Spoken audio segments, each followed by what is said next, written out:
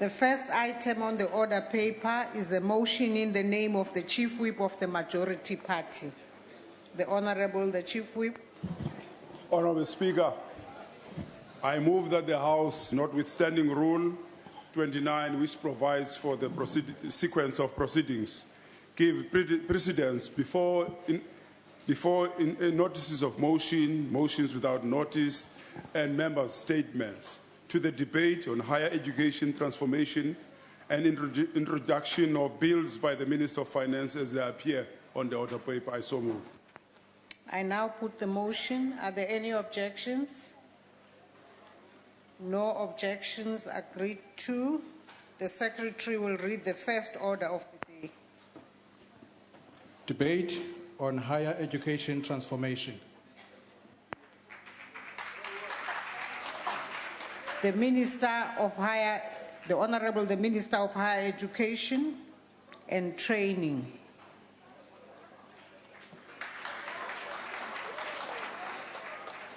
Madam Speaker, Cabinet colleagues, Chairperson of the Portfolio Committee on Higher Education and Training, honorable members, today is the birthday, oh yes, and the students, you are right this time.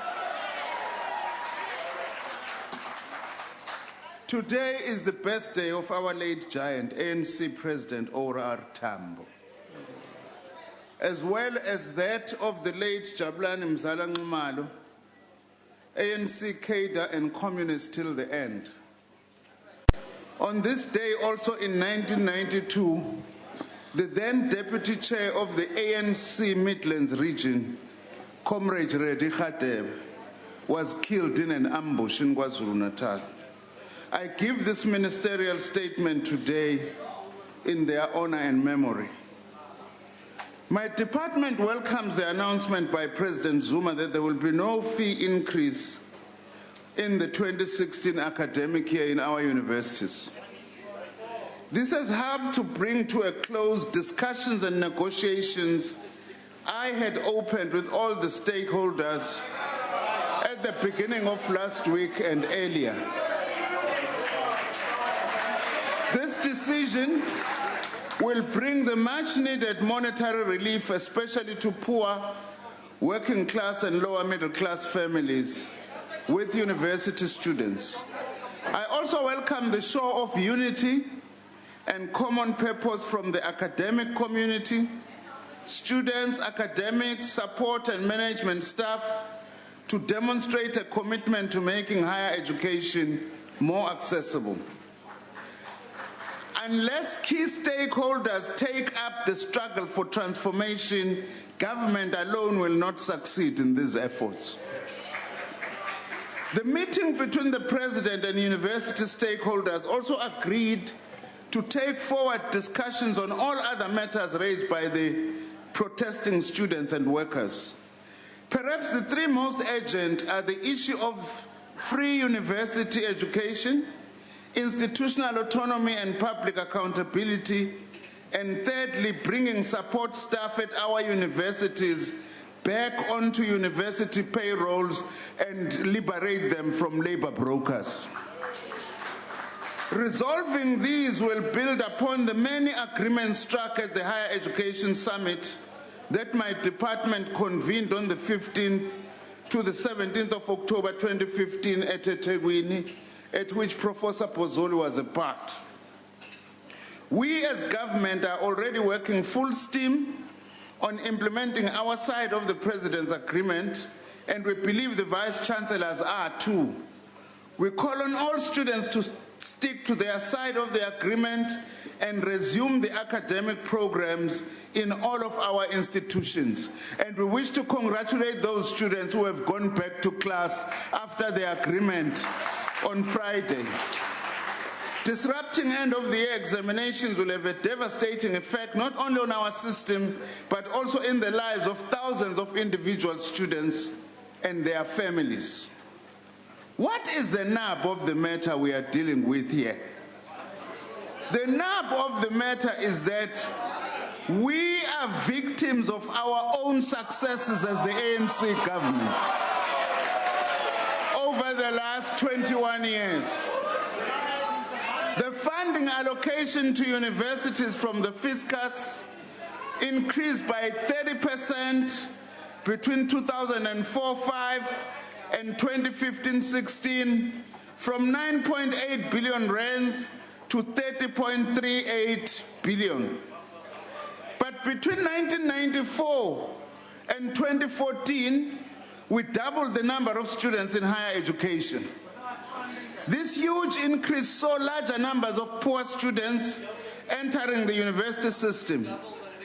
Today, we are sitting with about 1 million university students, of which about 72% are Black African, 6% colored, 5% Indian, and 58% women. The increase in financial contribution, however, has not risen in line with the increase that we have had. But in this is what has increased the reliance of our universities on student fees. But in this context, we have to closely examine whether universities themselves are spending their monies, including those with reserves, prudently, and indeed whether they are prioritizing transformative programs. We could not cap fees because we are not legally entitled to do so. However, and as part of investigating and dealing with the totality of cost drivers in the university sector, government will have to set up a regulatory mechanism for fee increases as resolved by the African National Congress National General Council. As the ANC government, we know the challenges facing our students and communities because these are our children that we care for deeply. And we are dealing with these challenges and problems. Precisely because we knew of the expensive nature of higher education, we set up the National Student Financial Aid Scheme to support students who are academically capable but coming from poor families. We know the problem, we have the answers as the African National Congress.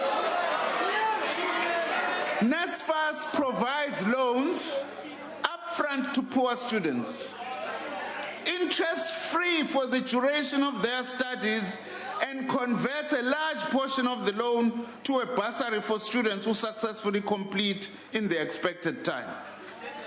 Successful graduates are expected to start paying back their loans once they are employed and earning a salary above 30,000 rands per annum. The scheme provides funding for tuition as well as accommodation and other basic costs. Since its inception, at the insistence of President Mandela in 1991, in the form of the Tertiary Education Fund for South Africa, NSFAS has awarded 50.5 billion rands to approximately 1.5 million poor students in universities and more recently TVET colleges as well. And most of these students, overwhelmingly, their parents have never seen the door of a college or a university. Funding from the department was 2.6 billion in the 2011-2012 financial year and will increase to 4.3 billion in the 2016-2017 financial year.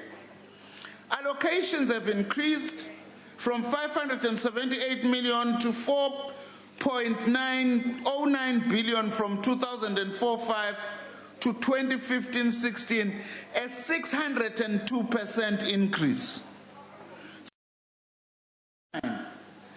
We have increased the total number of students supported by 44.2%. From the 2012 academic year to the 2015 academic year, the average full cost of study increased by 32.4%. The average NSFAS award increased by 48.7% in the period. We have also attempted to reverse other shortfalls in terms of infrastructure because indeed we are victims of our own successes. For example, we have recently released about 1.7 billion rands into the system as a whole for student accommodation, the bulk targeted as historically black campuses.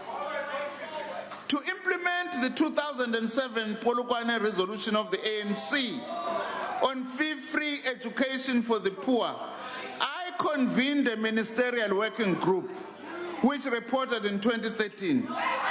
This is the famous report which has been much mentioned in the past week as having been suppressed by me and my department. In fact, the main contents of the report was circulated to all the stakeholders and tabled in various decision-making structures, both inside government and in the ANC's National Executive Committee, Makotla. Honorable Speaker. Order. What is the issue, Honorable Member? Yes, Honorable Speaker, I just want to check whether the Honorable Minister will be prepared to take a question. Do you want to take a question, Honorable Minister? If I have time at the end, Honorable Speaker. Not now. It has not been suppressed, this report. Two key issues exposed were raising the threshold of eligibility for NSFAS support and providing full support for cost of attendance for poor students. Detailed modeling of various options were developed, and the report suggests that an additional amount of 37 billion rands in 2011 rand value is required in the baseline over the 2016-2017 to 2018-2019 medium-term expenditure framework to cover the full cost of study loans for poor and working-class students. In the absence of that amount of money being available in the fiscus, we have made various interventions, such as a possible loan scheme for the students identified as falling through the cracks that would not require sureties from parents. In 2013 and 14, a large cohort of students eligible for NSFAS loans were enrolled at various universities with the understanding that additional funds would be secured from various sources to settle their debts. And we have coordinated a process of quantifying the NSFAS funding shortfalls for the 2013 and 2014 academic year across all universities. And cheers to that. We have also instituted various measures to improve administration, find additional funds, improve recovery so that more students can be supported, and improve on policies governing the allocations of funds, as well as root out possible fraud and corruption. We changed the interest accumulation, which used to kick in from the inception of the loan, to initiating it 1 year after graduation, because as the ANC, we are the only ones who know the problems and we are the only ones who are capable of providing answers. On a point of order, Speaker. Order. Minister, you must sit down. When I call a point of order, you need Honorable Member, you need to sit down. Honorable Member, if Honorable you want Speaker. a point of order, you wait for the chair to recognize you, and you can then take the floor.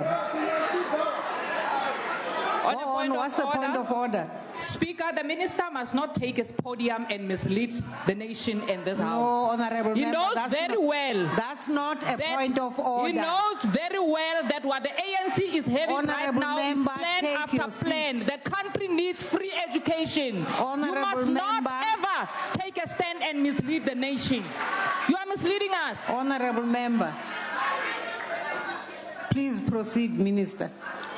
The honorable member can raise a point, but we have no power to instruct me to sit down whatsoever. Point of order. Let me briefly. Point of order. What's the point of order, Honorable Point Member? of order is that even yourself, you can't address the member directly. What we are saying is that we are Honorable not telling Member. the nation the truth. That is why Honorable today Member, the students take your seat. are on the street fighting for free quality education. Can you It's take because your seat, government has Honorable actually Member? failed to give the students free quality education. That's all what we want to hear today. Honorable Member, take your seat. Don't mislead the nation. Please proceed, Honorable Minister. Let me briefly inform the House of my actions over the past few weeks. As contrary to what my detectors say, I've not been absent. I have been engaging the Vice Chancellors and other stakeholders on the issue of fees for some time. The week before last, I set aside 3 days to meet with representatives of the university community on a wide number of issues at the Durban Point Summit. of order, Honorable Speaker. Point of order, Honorable Speaker. What's the point of order, Honorable Member? The minister knows very well that he's not telling the truth. For the past 2 weeks, we have Honorable seen member, protests through higher education that institutions. is not a The point minister of must not order. the minister must not derail this debate. Honorable You must Member, not derail this debate. take your seat, Honorable Member. Please The week proceed, before Honorable last, as I Minister. said, I was at the Durban Summit and held an additional meeting with student representatives on the sidelines of the summit. When it became apparent that students nationally were embarking on protest actions, I immediately called a meeting of vice chancellors, worker leaders, and national student leadership last Tuesday, and have continued to engage with the stakeholders until the president made the announcement on Friday. On a point of order. What's the point of order? The minister must not deal with stakeholders. Students are clear. He must be very much speaking to them. Honorable Member, that's not a point of order. He cannot be dealing It's with not a stakeholders. point He of must order. deal with Please take your seat. students. Madam Speaker and honorable members, to resolve the immediate shortfall of an estimated 2.6 billion rand required to cover the 0% fee increase, we are working out exactly what different sectors will contribute together with the Minister of Finance. The details will be announced on Thursday afternoon after a meeting with the President. From our side, we have identified sources of funds that can be reprioritized, obviously not at a cost to our other planned programs, although some will be affected. The wealthier universities have committed to make a contribution. In the long term, nevertheless, we estimate that an appropriately funded higher education sector, based on our current funding formula in terms of international comparable benchmark funding levels, would require an additional 19.7 billion rand per annum in the baseline for university subsidies, excluding NSFAS, with an annual increment for inflation and enrollment growth to meet the NDP targets. In the last week, many different funding models have been touted, including greater contribution from the private sector, a graduate tax, or an increase in the skills levy or prescribed assets and others. Some of these we have explored in the past, others are somewhat new. We are open to exploring all possibilities that have a transformational impact. However, we need to be careful about raiding the skills levy money all the time, as that could amount to robbing the poor to pay the poor. The skills levy money is desperately needed to train workers and provide skills training to millions of youth and adults that are either unemployed or in a variety of vocational or short skills programs and adult education programs. On the 60th anniversary of the Freedom Charter, we must ensure that the doors of learning and culture are open to all. And we commit ourselves to going even beyond the code in the Charter, because the code in the Charter says higher education and technical training and scholarships will be awarded on the basis of merit. Our country, I would like to argue, has enough money to support free higher education for the poor. The problem is that more resources are in the private sector than in the government fiscus. My own considered view is that government must have the political will to tax the rich and the wealthy to fund higher education. None of us must develop cold feet about the necessity of taxing the rich to fund our children. In conclusion, Madam Speaker, What's the issue, Honourable Member? Can I address Honourable in terms Minister. of Rule 50? About what, Honourable Member? I think the minister is not actually relevant to the discussion of today because No, Honourable Member. the Honourable crisis in the Member. country is all about the fees. That must Honourable actually Member, fall. please take We your thought seat. that the minister is going to say that from today going on, Honourable all Member, universities will be take free. your seat. Let They'll the never be Minister charged. finish his speech. Honourable Minister, please finish. I think we must address that, Speaker. Madam Can you Speaker, please do so? Madam Speaker and honorable members, we need to always bear in mind as I conclude that the struggle for access to quality higher education is simultaneously a struggle against poverty and inequality. Our late leader Nelson Mandela's words must remain our guide in this regard, and I quote, "Overcoming poverty is not a task of charity, it is an act of justice. Like slavery and apartheid, poverty is not natural. It is man-made and it can be overcome and eradicated by the actions of human beings. Sometimes it falls on a generation to be great. You can be that great generation. Let your greatness blossom." Thank you very much. The Honourable Gina.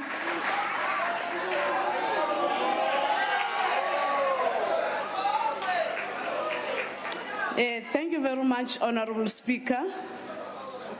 And let me greet Honourable Ministers in the House, Honourable Members, people in the gallery. Honourable Speaker, let me first appreciate and welcome the decision to put this debate on higher education transformation. Let me repeat that, Honourable Speaker. The debate that we are on today is on higher education transformation, and in no way where we can be narrow and talk on one issue, whereas when we look at higher education, we need to talk on the transformation of the sector as a whole. Let me thank you, Honourable Speaker, for putting this on the agenda today of this August House. There could be no better time to debate the matter before us than now. This debate comes 9 days after the Minister of Higher Education and Training convened a second National Higher Education Summit to take stock of progress on 2010 Higher Education Summit resolutions and current transformation and challenges in the sector and the way forward. This shows that indeed, this debate is not only the reaction on the national shutdown by the students, but it's there to make the stock of what is happening in the sector as a whole. Government is hard at work, trying to find ways of accelerating transformation in the higher education sector and noting with how some of the institutions use autonomy as a weapon against transformation. Minister, we commend you for taking such a bold step, and we will monitor the implementation of the resolutions of the summit that has just taken place. The National African Congress, through its policies and legislative framework, has guaranteed and endorsed the principle of institutional autonomy. In its yellow book, a policy framework for education and training, it stated that autonomy relates to the policies which govern the overall running of the institution, their general direction in the relation to the development strategies, and hence issues such as specialization and differentiation.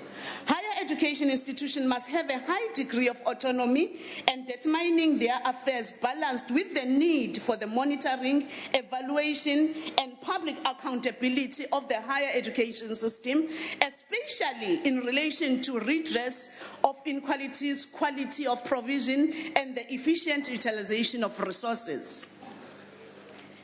In determining government policies in the post-1994 establishment of the democratic system, the concept of institutional autonomy was further explored in the National Commission on Higher Education. This report concluded, I quote, "Cooperative governance offers a strong steering model with a planning role and a strong coordination role, which provides for increased and stronger government and stakeholders' participation, as well as expect input from the sector. The model shows that the model allows for the mobilization of policy of implementation capacity outside government. A fundamental tenet is that stakeholders will participate in policy development and structures and mechanisms and should put into place to give effective to this." I close quotes. With the White Paper 3, a program for the transformation of higher education endorses the cooperative governance model as a policy for South African higher education system based on the principle of autonomous institution working cooperatively with a proactive government in a range of partnerships. And this autonomy, remember, it also it calls for the additional responsibility of the institution in mobilizing for more resources for those institutions to run. Despite this policy provision, one of the current challenges in the governance of higher education institutions in South Africa has been to find the above balance proposed by the National Commission on Higher Education in a cooperative governance model. On one hand, government has tended to rely and put faith on the legislative multi-stakeholder councils, which are supreme governing bodies on the individual institution, to correctly interpret and apply this concept. By so doing, government, which according to the National Commission of Higher Education is the main role player, has lessened its authority and powers, which it should exercise in a transparent, equitable, and accountable manner, and in all the pursuit of the public good. On the other hand, the respective councils has tended to shift from the national transformation imperatives and tended to view themselves as completely autonomous of government. They tended to confine the role of government to be strictly supervisory and not the driver of higher education towards the attainment of social and economic development of the country. Hence, when we see the department coming in, we get the sayings that the minister is intervening, and when he pulls out, we get that the minister is absent. So that is the balance that we need to strive on this issue of autonomy. These councils have ignored the fact that the council is on transformative agenda, and we cannot afford the legacy of exclusion and marginalization to continue after 20 years of democracy. Some of these councils are just paying lip services to the country by developing transformation charters and plans of compliance, but without any intention of implementing them.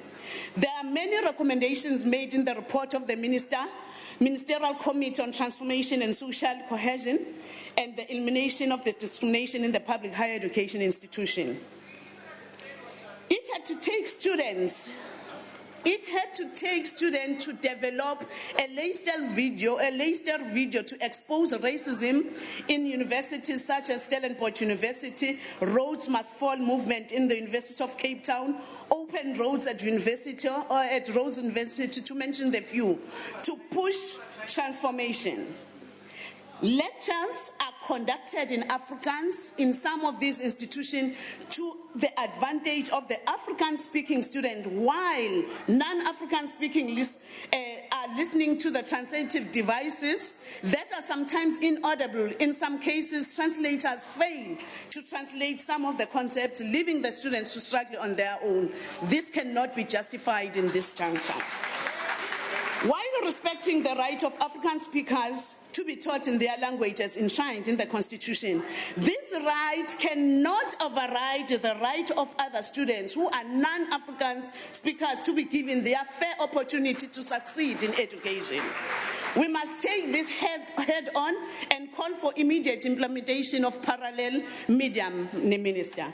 Unwelcoming institutional cultures must be changed. There can never be a university in a democratic South Africa which is a preserve of one culture. It will appear, therefore, that This disproportionate imbalance has gone beyond what the National Commission on Higher Education referred to as the maximum degree of autonomy. The acceptance degree of institutional autonomy has to be continuously determined through relevant institutional structures, dialogue, while national role players and stakeholders and indicators of transformation in higher education institutions have to be developed, which is the task of the Transformation Oversight Committee with the Minister established in 2013. Universities were given the opportunity to transform. Instead, they hid behind autonomy. I want to recommend that Minister should implement as a matter of urgency the performance management agreement or the contract with the Vice Chancellors in implementing transformation targets in their respective universities.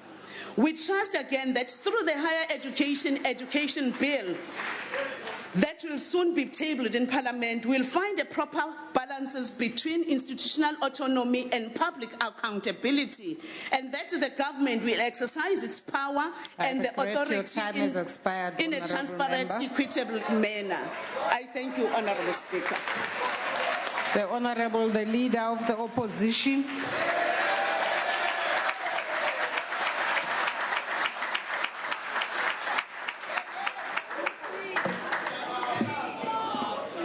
South African young people are facing a crisis of opportunity. Point of order. There's a point of order. Honourable Leader of the Opposition, can you take your seat? Honourable Madam Speaker, when the Leader of the Opposition took his place at the podium, the Teletubby over there shouted, "Sell out." I would ask you to please rule that that is unparliamentary and ask him to withdraw that. Honourable members. On a point of order, Chair. No, honourable member. Point of order. Honourable member. This white boy mustn't come and Honourable undermine member, black people I am here. dealing that with. That white boy mustn't come and undermine black people here. Honourable member, whoever in those benches called the Leader of the Opposition a sellout, can you please withdraw that? Who said that? Honourable members of the EFF, who said that? I will have to deal with this matter outside of this sitting. Can the Leader of the Opposition please take the podium and proceed? On a point of order, Speaker. Honourable member. On a point of order. What's the point of order? This man stood today here and called one member here a Teletubby. This man must be asked to withdraw. You must withdraw. You hurt him. Honourable member. No. Honourable member. You must withdraw. You hurt him. Honourable member. Honourable Speaker, you can deal outside of this house. Honourable Speaker. Honourable member. I'm listening. Honourable member, just take your seat. And can the Leader of the Opposition proceed? But Honourable Speaker. Honourable Speaker. Honourable member, what's the problem? The honourable member stood up here. No, don't tell me what happened, because I saw it and I heard it, Yes. and I've asked Can the honourable member ask the honourable to take member the to seat. withdraw that. No, I'm not going to do it. Please take your seat. In terms of Rule 64, Can you please take the very your seat, offensive word honourable that is member? using. Can you request the honourable member to withdraw that? Take your please, seat. Honourable Speaker. Can you please help us, assist us? Tell the honourable member that to withdraw. Honourable member, I am not going to be led by you what to do. Honourable Leader of the Opposition. May I address you, Honourable members, I know you discussed that you must disrupt the House. No, I know that. Whoever told you that lied to you. Of course you didn't Then tell me, you but must I tell know us. it. It's clear. But I am It's saying easy. take your It's easy. seat. If ever you are saying we must call each other Teletubbies, we'll do that. There's Honourable no problem. member. If ever each other or each one of us can call each other Teletubbies, then we'll do that. If it's allowed, we'll do that. Honourable member, Please rule on that. Please take your seat. Honourable Speaker, may I address you? May I you, Honorable Speaker. Address me on It what, must be honourable noted member? that when things are said by the EFF, we are asked to withdraw or the bouncers are coming. But because you are in bed with the DA, you can't call the DA to order. It's in public now. It's known that you are in bed with the DA. Honourable member, take your seat. Honourable Leader of the Opposition. South African young people are facing a crisis of opportunity. Someone must fall, and if it's up to Minister Nzimande, students must fall. In fact, as far as he's concerned, listening to the address earlier on, everything is going well. The truth is, Minister Nzimande, students have fallen in the last number of years under this ANC government. Madam Speaker, honorable members, students in the gallery, Bagaetsu Dumelang. In 1976, students in Soweto rose up against an evil system that sought to deny them the right to education. A system that also sought to see the students fall. The system responded with the full force of the police. But instead of engaging the students, it sought to break them down. Last week, young people across South Africa went to the union buildings to fight the opportunity to study.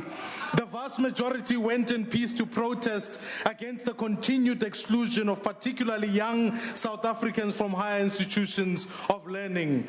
They too were met with the force of police brutality by a government that wanted students to fall.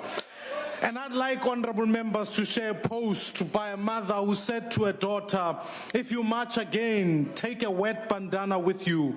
Your chances of getting tear gassed are increasing and it is horrible. Cover your mouth and your nose, and as soon as you hear the whizzing noise of grenades before they explode, try to get to a higher ground. Tear gas is heavy and it sinks. I really didn't expect to be teaching my children this. This post reminded me so much about how history can repeat itself. People are still mobilizing for the basic right of inclusion and access to opportunity. The struggle for education continues 4 decades, and after the Soweto uprising, the ANC government has indeed failed young people. Honorable members, just last week, Honorable Blade Nzimande and the President sat here in silence while students protested outside. This is the greatest injustice of our democratic era. It is a government that has not prioritized opportunities for young people and remains silent while our campuses burn. Minister Nzimande, this is not a new crisis. It's a crisis that you've sat on for the last 2 years. It's dated back since 2010. It set out the funding crisis. So what remains to be true is that actually the hashtag must be no, Blade must fall. This, honorable members, includes the missing middle, the students who are left out because they earn too much, their parents earn too much but too little to fund themselves. Honorable members, I want to highlight that what the students who we are fighting for are in that missing middle. They have no money, and ultimately a 0% cap on tuition increase certainly does not change their circumstances. This crisis was created by an executive that failed to act. The President failed to act, Minister Nzimande failed to act, and now we face the consequences. But in truth, we have always held a proposal that says that the doors of learning must be open. In fact, in the 2014 DA manifesto, we were clear that no qualifying student must be left out of higher learning, and in fact should never be financially excluded. We've argued that we must create access. We must make sure no student is left behind. We must increase NSFAS funding. That therefore, we were standing in this house asking this parliament to in fact reprioritize funding. I reject the idea by Minister Nzimande that says that there's no money available. That's why he first proposed the 6%. It's clear that the ANC's priorities are in funding the BRICS Bank rather than opening the doors of learning for our students. It's clear, ladies and gentlemen, honorable members, that the 720 million rands allocated to our foreign missions are a priority for the ANC to keep deployed cadres living well in foreign missions rather than funding the students. It's clear that the 69.7 million rands allocated to additional security for cabinet members that are bloated. You are self-serving rather than serving the students of South Africa. Therefore, honorable members, I am asking you, particularly to the members on my right here, that it is time that we work together and reclaim the position of Parliament. Parliament can allow the executive to table a budget that doesn't speak to the students. We have an opportunity as Parliament to amend this budget before the 20th and the 21st. Let us find the money and open opportunities for students in this country. It is our opportunity to reclaim their space as Parliament rather than simply kowtowing to this cabinet that is sitting in front of us. Therefore, ladies and gentlemen, honorable members, every budgetary cycle presents us an opportunity to provide young people with opportunities by funding their future. We cannot allow this crisis to go to waste. Yes, Honorable Minister. Will the honorable member take a question as to whether he was chased by the students or not? No, Honorable Member, you must let him decide whether he wants to take the question or not. Honorable Leader of the Opposition, do you want to take the question? No. Please proceed. I suppose the best response is to ask, where was Minister Zulu when the campuses were burning? Perhaps living in a VIP protected household while students simply don't have funding today. Perhaps simply protecting President Zuma instead of protecting the students of this country. But Archbishop Desmond Tutu once said, universal education is not only a moral imperative, but an economic necessity. It has to pave the way towards making many more nations self-sufficient and self-sustaining. Without broad access to higher education, South Africa will not be able to achieve the goal of an inclusive and non-racial South Africa based on the values of freedom, fairness, and opportunity. Honorable members, we've come too far not to take a stand against the injustice of exclusion of young people from pursuing higher education. History books will judge us by how we deal with this particular crisis. And I urge you, honorable members, let us stand together and amend this budget so that we can find the appropriate funding. We must be on the right side of history. We must ultimately open the doors of learning and opportunity. But I guess as I hear the rumblings from members on my side, it is clear that the dream of an included South Africa will not happen while this government is in place. Therefore, it begs a new hashtag. I guess the ANC must fall. I thank you. The Honorable Mente.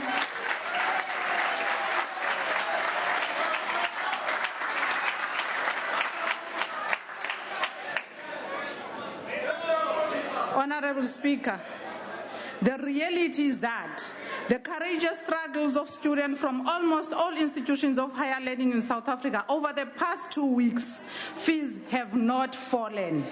We stand here as EFF to proclaim that all fees must fall in institutions of higher learning. South Africa spends less than 2% of its GDP on post-secondary education and training, and such is far less than what many developing countries in the world and in the African continent spend on education and skills of their people. As a matter of fact, The EFF is the only organization in this parliament which said in its elections manifesto, the EFF government will provide free quality education for the poor from early childhood development to the attainment of post-secondary education, and it will put it in place in mechanisms to encourage students to attain postgraduate degrees and qualifications. The founding principles and program of the EFF is that of the fighting for free quality education as one of its cardinal pillars.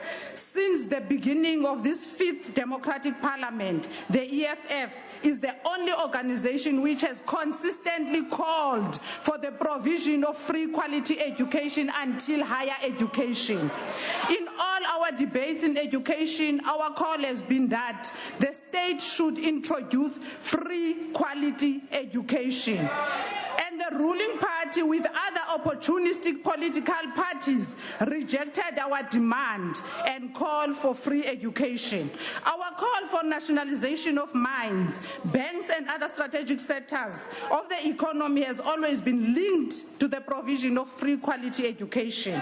Our call for an end to corruption in all government departments, municipalities and Inkandla has been linked to our demand for free quality education. Our call for the state to decisively deal with transfer pricing, profit shifting and base erosion of billions of rands has been linked to the need for free education. Our call for the increase of corporate taxes has always been linked to the provision of free education. By the way, our election manifesto says introduce education and training taxes from all private corporations to a minimum of 2% of the total revenue of all corporations, employing more than 25 people, and this will fund all education and training activities and programs performed by the state. When we launched the EFF Student Command on the 16th of June, the founding principle of the EFF Student Command is that of fighting for free quality education. We know that since 1994, the ruling party has made the empty promises of free education and have not lived to the commitment of the Freedom Charter that says doors of learning and culture shall be opened, and yet to proclaim that this is the year of the Freedom Charter. This is what you must be doing. Part of the immediate solutions will be the following: addressing the issue of aggressive tax avoidance, which the EFF has been bringing to the attention of this parliament, dealing with corruption that steals more than 30 billion from the budget, shelving the nuclear build program, which the ANC on my right intends to spend 1 trillion rand to build and take bribes for. Free higher education for South Africa is possible, and what is needed is the will of the politicians and introducing the free education for all. We want to know, Minister, where is the report? Or perhaps it is shelved in your alcohol cabinet home. You must bring it here. Mr. Minister, we also want to know, where were you, or perhaps you were doing a slicer when the students were standing outside looking for you and your report? Mr. Minister, you must tell the students what is it to be done from today onwards. Give the students free education. Stop sending police to the innocent and loyal students of South Africa. You must treat the students like your own children, that you take them abroad for education. They belong to the poor South Africans. They belong to South Africa. And yet, perhaps you do not understand, because you can afford a better quality Honorable education. Member, can you take your seat? There's a point of order. Yes, Chief Whip. The point of order is that the member addresses the minister as if they're in a conversation. This is a debate for the whole House. She should be addressing you, not the minister. Honorable Member, do refrain from addressing the minister. It's a point of debate. Please proceed. We cannot leave the future of this country to be uneducated leaders, because they will lead us to nowhere, like it is the case today. Free education is possible, and allow us to give you solutions. education will come about. Fees must genuinely fall. The Honorable Hlengwa.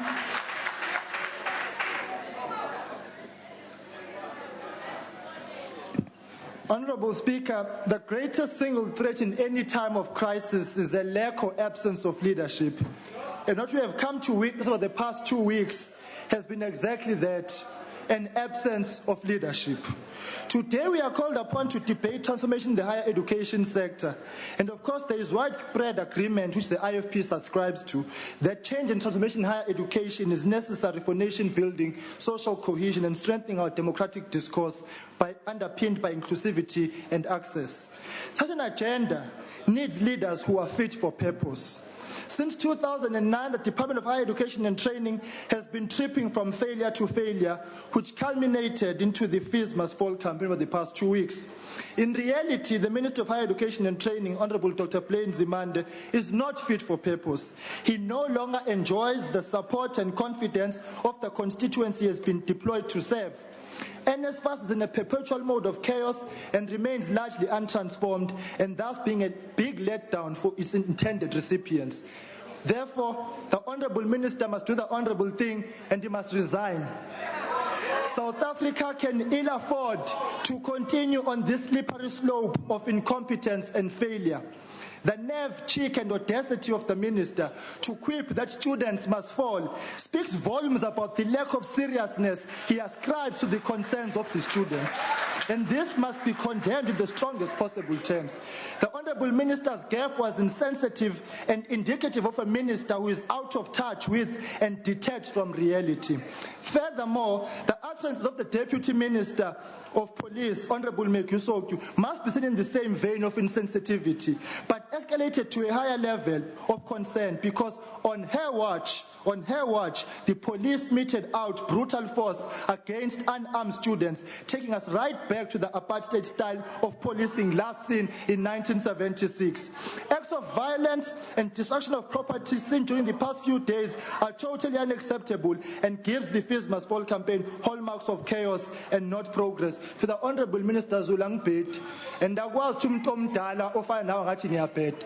Zihloniphe nje, uhloniphe nobuwena ukuthi athi khuluma indaba ezibaleka ngaka zokuhlupheka kwabantu abasha eNingizimu Afrika, and your only solution ukuzongihahameza ungitshela ukuthi ngiyabheda. I think now finally yourself you must fall.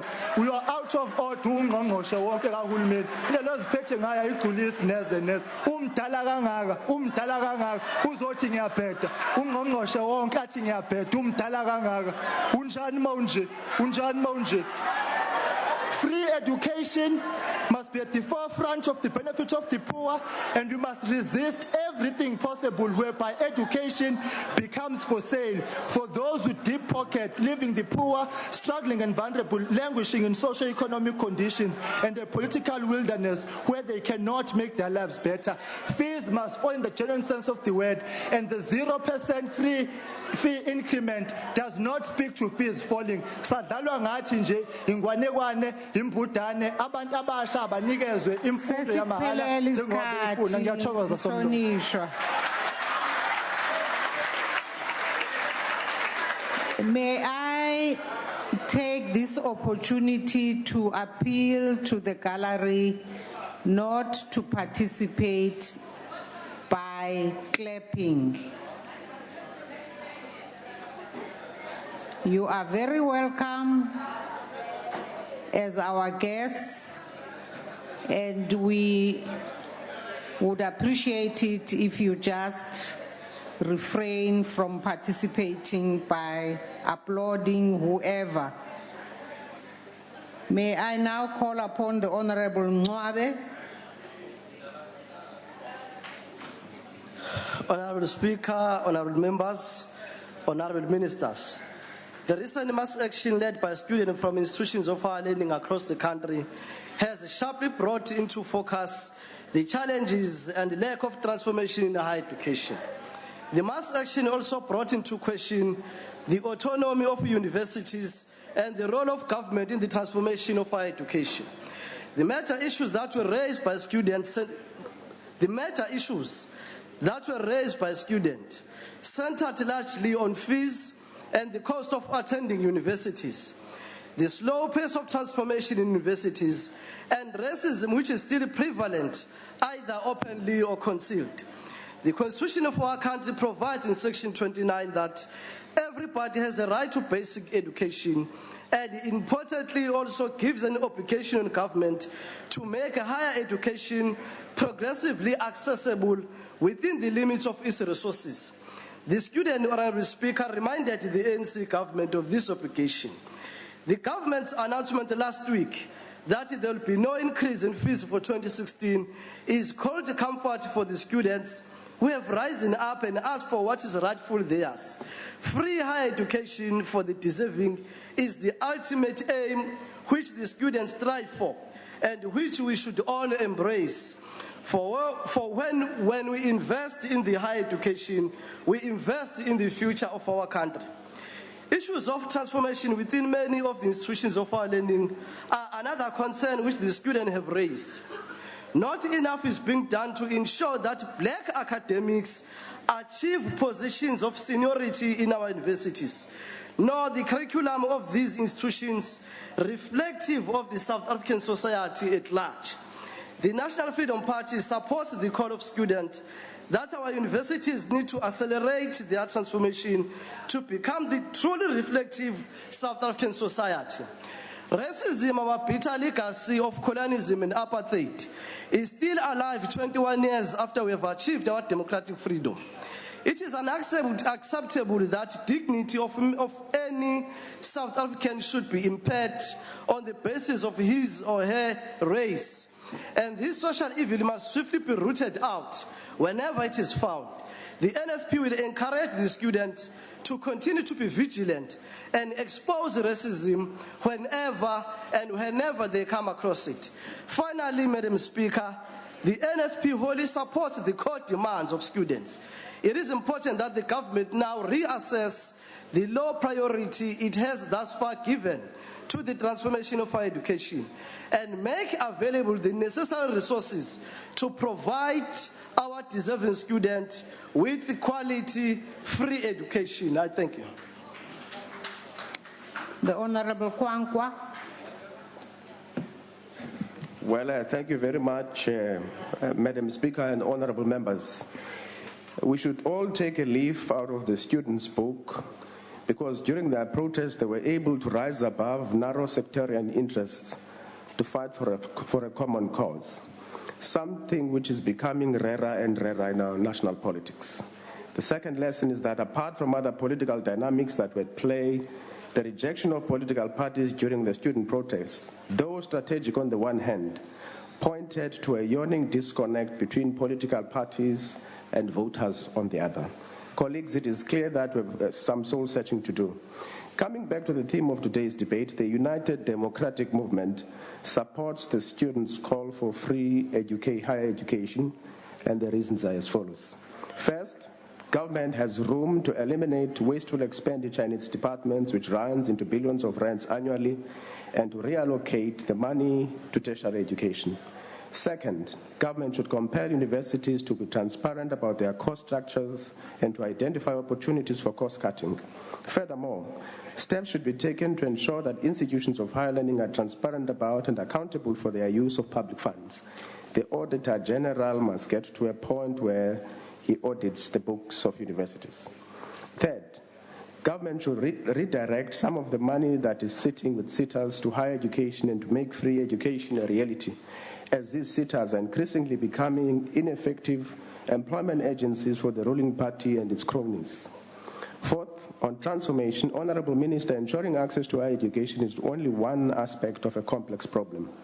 Government should address issues of racism in the sector, issues of an alienating institutional culture for the majority of students, concerns around the lack of advancement for black academics, and general concerns about the language of tuition in some of the universities.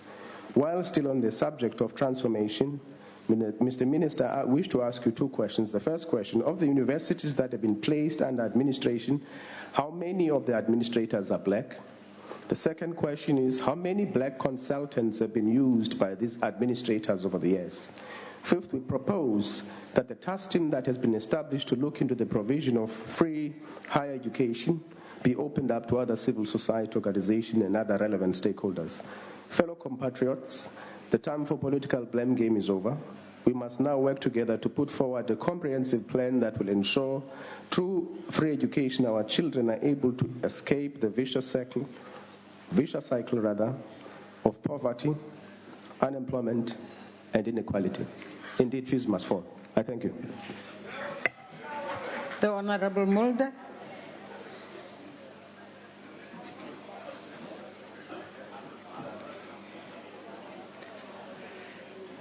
Madam Speaker, there's a saying in English, the chickens are coming home to roost. In Afrikaans we say, wat jy saai sal jy maai. Prior to the 2009 election and again at this Mangaung conference before the 2014 election, the ANC promised free tertiary education, creating expectations. But up till 2015 did nothing about it. Now the chickens are coming home to roost. How do the ANC get away with it? By brainwashing voters to blame anything but the ANC for their problems. From white capital or new colonialism or apartheid, you know all the words. The Honourable Minister of Higher Education, as the General Secretary of the SACP, is excellent at this. Normally he just puts the blame for any problem on anti-majoritarian, counter-revolutionary forces. I've heard him that say. But sir, I do have sympathy with the Minister. The Honourable Nzimande has for the past 20 years agitated for a popular revolution.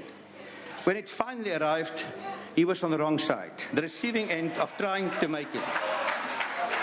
And trying to make a speech and shouting amandlas through the fences around Parliament. So who are the real authors of this mess?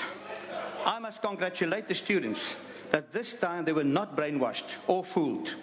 They immediately set the real authors of this mess, the ANC government, in their sights.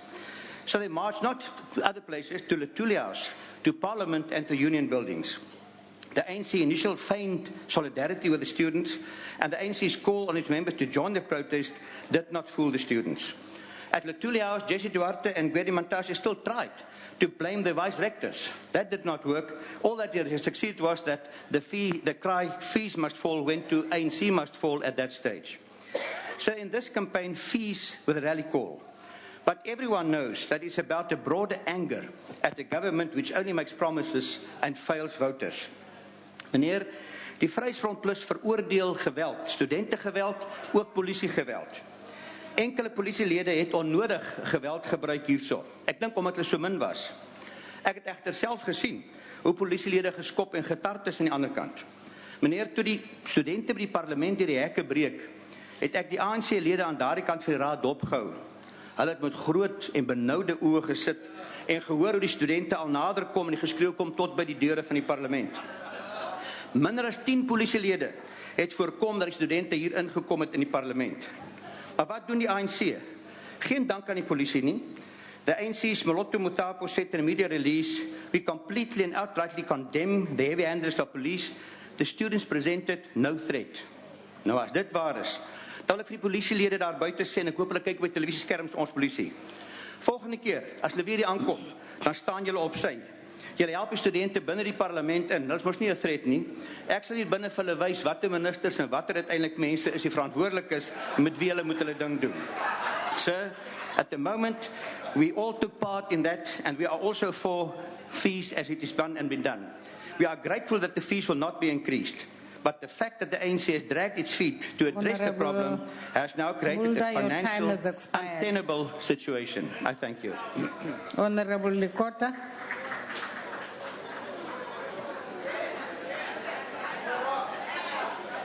Thank you, Madam Speaker.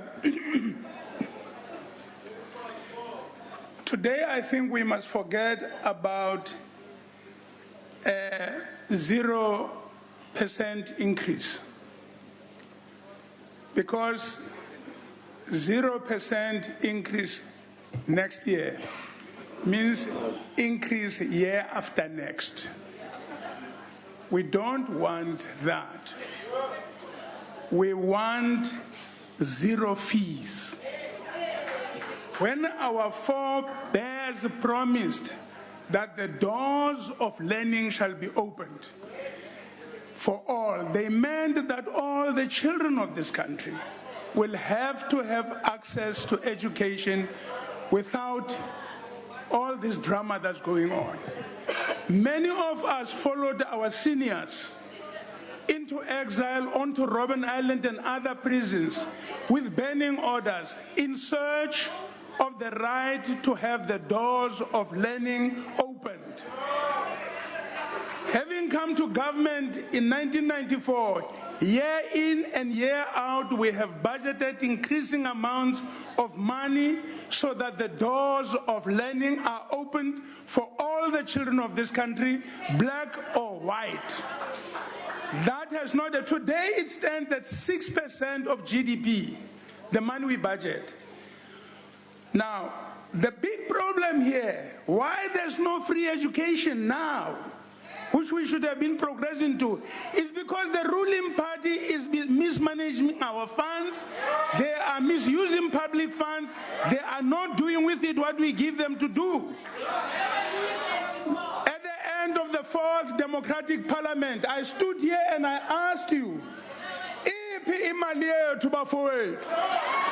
asked you that question, because in the first term that you were in 83 plus billion rands, you could not explain on the record as demanded by the Auditor General.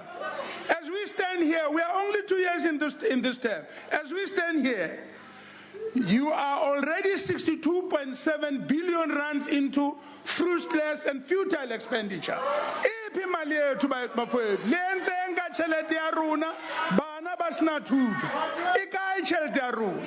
We must ask you this. You've been wasting this money, creating the impression there's no money to give education to each and every child in this country. But that has been this wastage that you've been doing.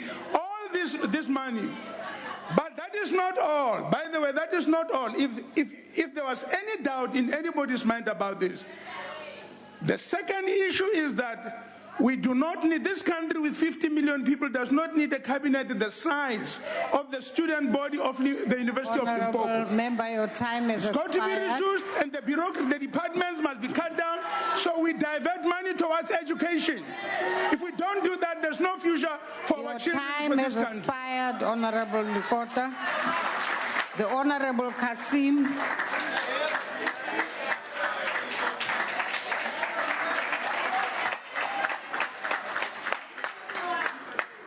For too long, Minister Nzimande and the ANC government have ducked any responsibility for the crisis suffered by mostly poor students across this country.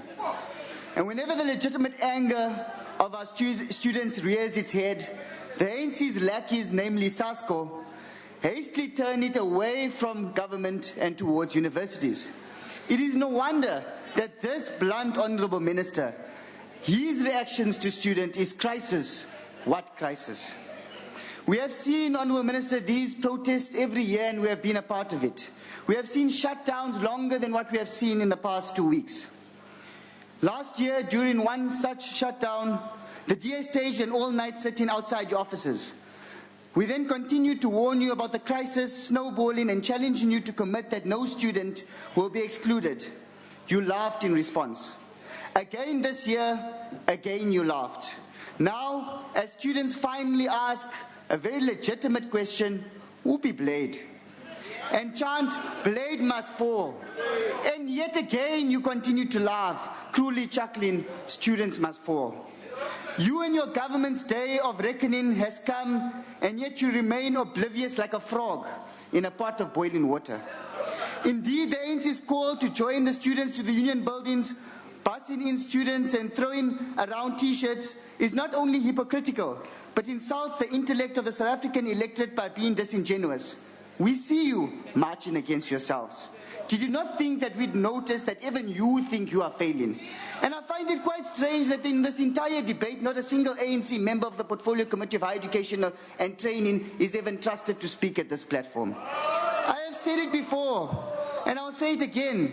You, Honourable Minister, have become a curse to the students of our country. You have destroyed NSFAS through planting your SACP cronies, and you have done the same with the SETAs. You have failed to secure funding for higher education, as is your job. Please don't come and tell us about this meeting you had with students at the Higher Education Summit. We know what you said. You told students, go and tell Treasury to give money. It is not the job of students to tell Treasury to give money. Why do we have a minister? And now, this has resulted in universities resorting to outsourcing workers and raising fees. It has also meant a gross lack of funds for poor students who are being excluded or riddled with massive debts, and indebted graduates unable to access their certificates and find jobs. Many students in the so-called missing middle are left in the lurch, apparently too rich to access NSFAS and too poor to get a student loan. NSFAS promised us a plan. You probably don't know about it, Minister, but we are still waiting. All the while, you are more concerned with leading the SACP than doing the job you are being paid to do. The reluctance of the ANC government to take any responsibility for this crisis is best epitomized in the opening remarks of President Jacob Zuma on Friday, asserting that the protests are between students and universities. It is of no surprise that this farcical meeting, designed as a PR exercise with SASCO leaders instructed to say anything but hold the government to account, has produced no reprieve for students that will remain excluded. The 0% fee increase trumpeted by the ANC does not do justice to the collective struggle of students. Government refuses to commit to funding our universities appropriately, and yet students remain excluded and indebted, workers exploited, and fees remain high with double-digit increases from the previous year. This will not change until either the ANC government's priorities are corrected or the ANC falls.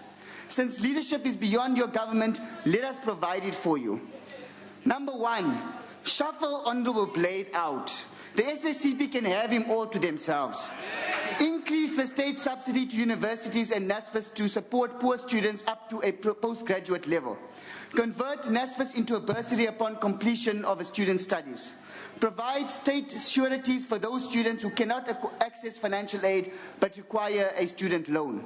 Provide mechanisms for public accountability at universities while still preserving institutional autonomy.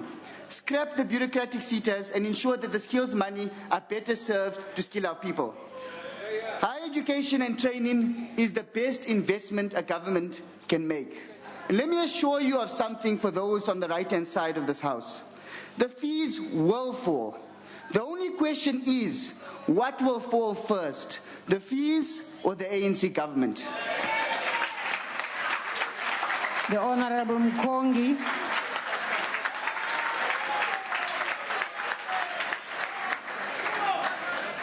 Honorable Speaker and members, I am not surprised that the political opportunism of EFF and hypocrisy of the DA have raised its head again today. They are both in an unholy alliance of deceit and showcasing. The fact is that, as a consequence of the sustained attacks against the ANC and transformation by the DA and some sections of the media, we are standing at this crossroads today. The DA endless and unnecessary court cases against the state is eating the fiscus and taxpayers' money. Since 1994, Madam Speaker, the Democratic Alliance has been fighting transformation and change through courts, including on important matters of higher education. Honorable Mkongi, can you take your seat? Yes, Honorable Member. Madam Speaker, is the Honorable Mkongi prepared to take a question? Yeah, I'm not clear. I'm funding now. We found the Since 1994, the DA has been fighting transformation and change through courts, including on important matters of basic education and higher education. And today, they come here and grandstand as if they are a viable alternative. What is so surprising? What is so surprising today, even parties who do not have free education as the base of their policies have an audacity to stand here and demand free education.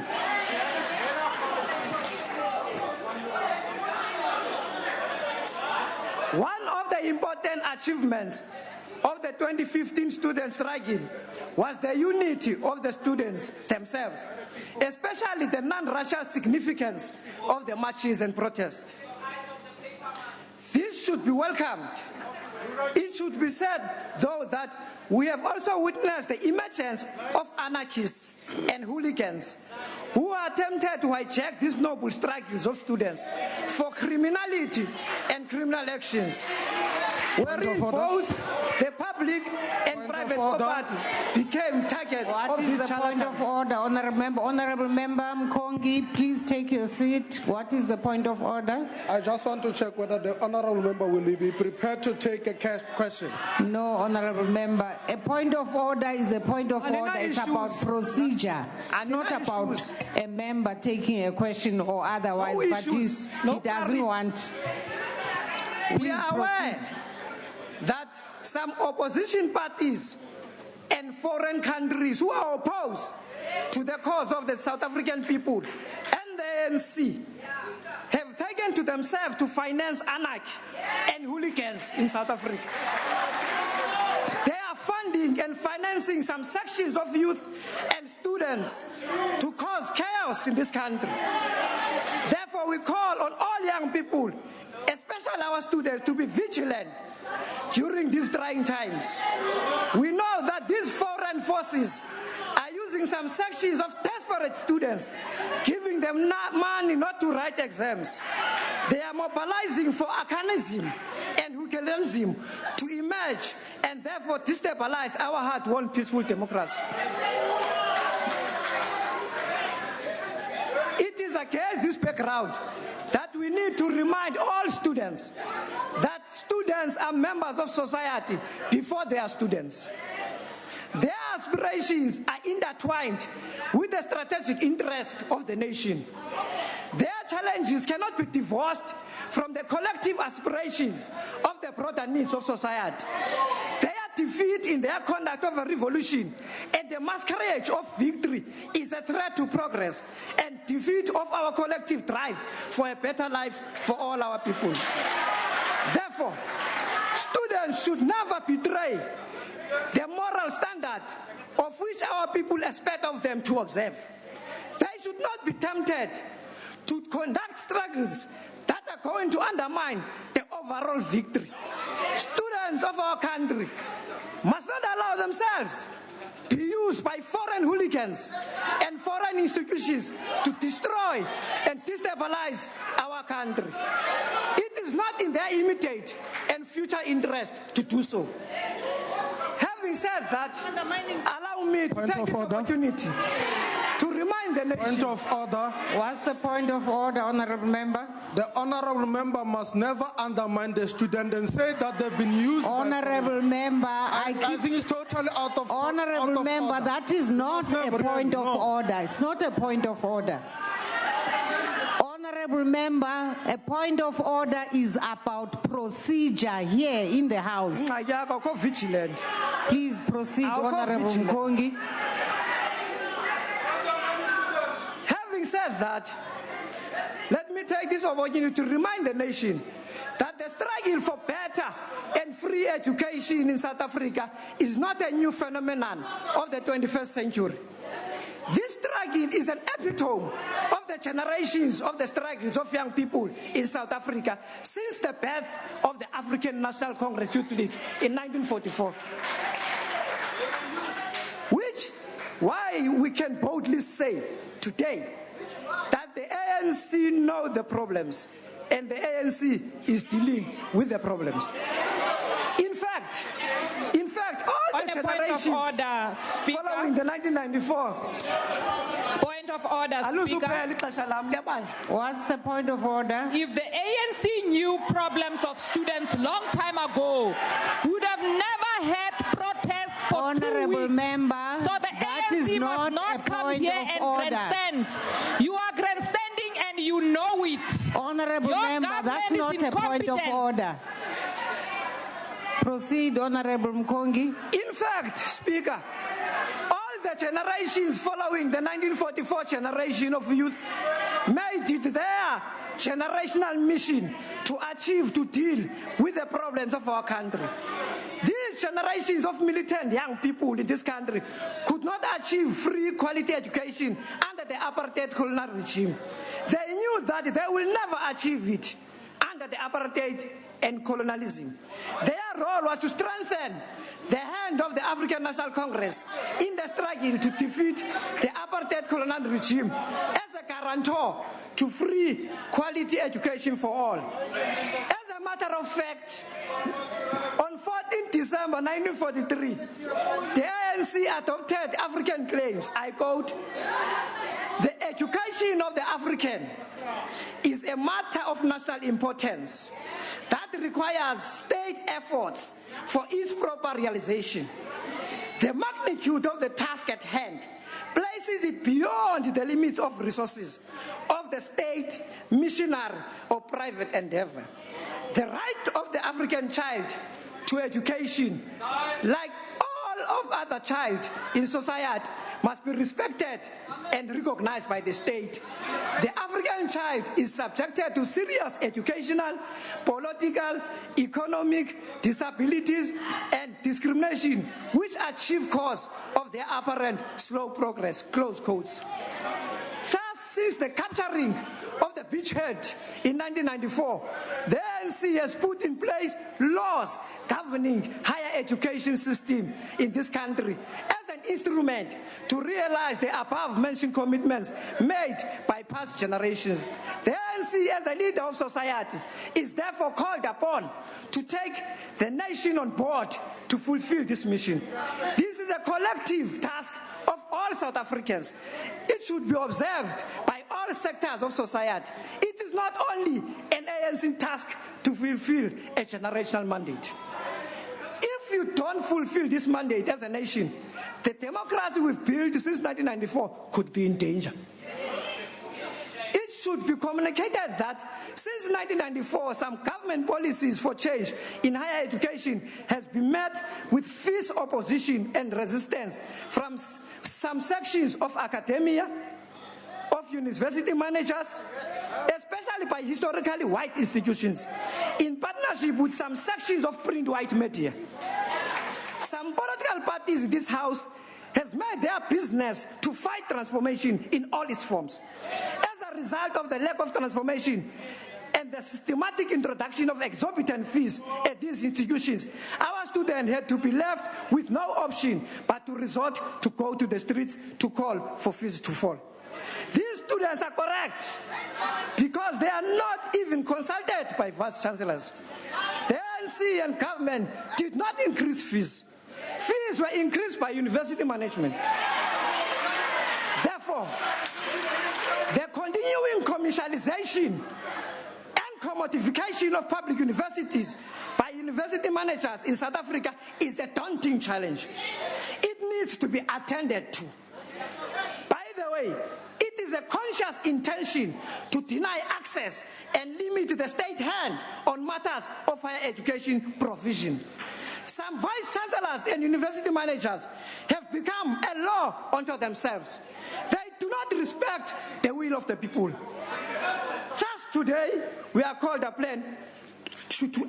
here to reflect on these matters. Honorable Mkongi, your time has expired. Thank you very much. The Honorable Reverend Mishwe. Madam Speaker, South Africans agree that tertiary education in South Africa has become very expensive and unaffordable for most students across diverse communities. That is why the ACDP has supported and will continue to support the legitimate demands of students and their non-violent protests. We have noted with great disappointment that over the years, rather than increasing financial aid for tertiary education, government has been reducing it. We agree with the Vice-Chancellor of the University of the Witwatersrand, Mr. Adam Habib, that a decline in government subsidies has led to most universities needing to increase fees to ensure that the quality of education in their institutions is not compromised. The ACDP therefore calls on government to revise this negative trend and start prioritizing the educational needs of the future leaders of our country. The ACDP believes that poor funding of universities undermines the National Development Plan, which places education at the center of efforts to deal with unemployment, inequality, and poverty. It is estimated that about 2.6 billion rands is needed to cover the funding gap due to the zero increase for 2016, which has been guaranteed by the President. The relevant question that has been asked by many is, where is this shortfall of 2.6 billion rands going to be found? While government is looking at all possibilities, and universities are also looking at reprioritizing and making adjustments to their programs, we also need to consider the impact that corruption is having on robbing our nation of urgently needed resources that should be used to finance tertiary education in our country. It is estimated that approximately 30 billion rands per year is lost to wasteful and corrupt government expenditure.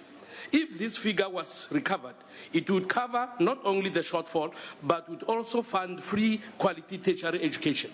Additionally, it was reported by the Global Financial Integrity last year that South Africa is losing roughly about 147 billion rands per year to the illegal movement of money out of the country. The ACDP believes that government should urgently find innovative ways to stop all illicit financial outflows from our country.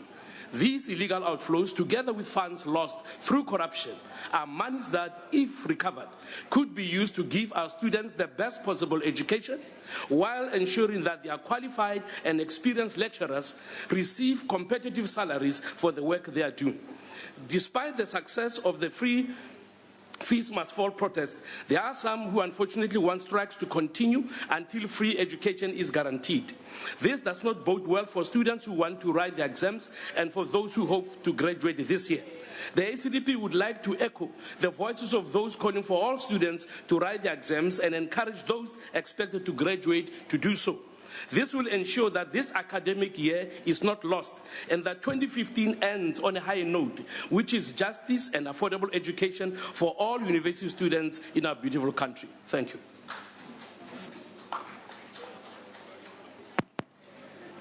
The Honorable Gallo.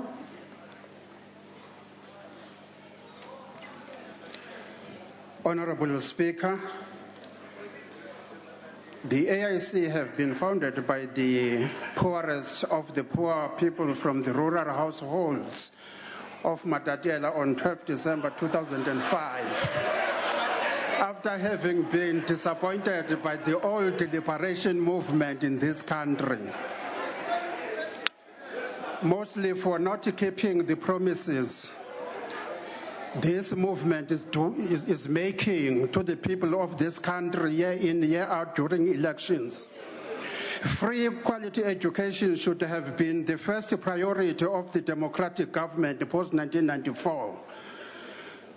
The nation cannot be free with an education system that is in tatters.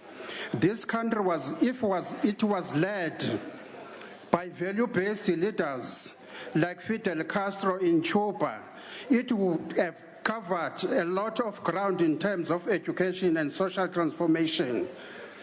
In the 1950s, the Cuban government's corruption led to Fidel Castro's violent rise to power.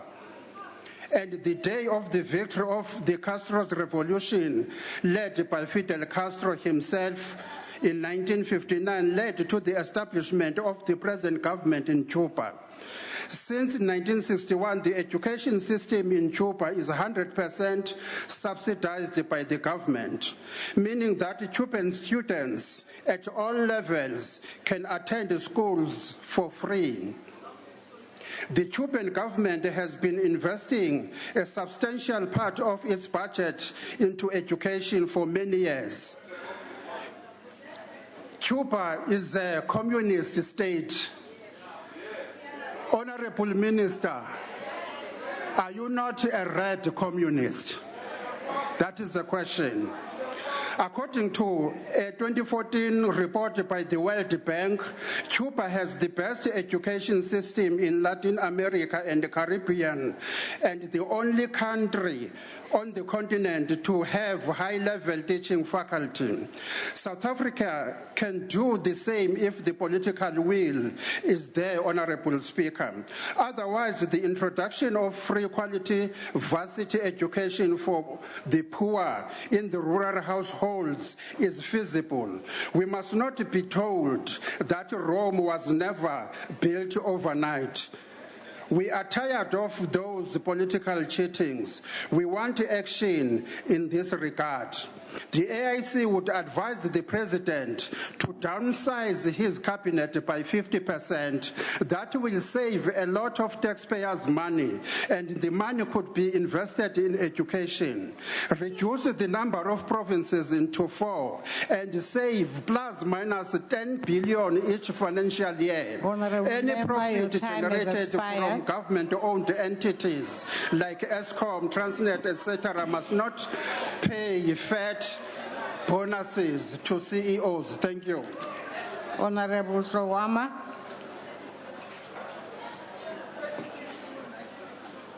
Thank you, Honorable Speaker. Those who are calling for the resignation of the Minister of Higher Education, Blade Nzimande, have no understanding of this problem. The Honorable Minister is a victim of circumstances. Circumstances caused by apartheid South Africa. All the minister can do is to run like a headless chicken and apply cosmetics and semantics, while the status quo remains the same. What is needed, honorable members, is a total overhauling, a radical approach towards the institution of higher learning. Serious government involvement to clean the sticking past of institutionalized racism.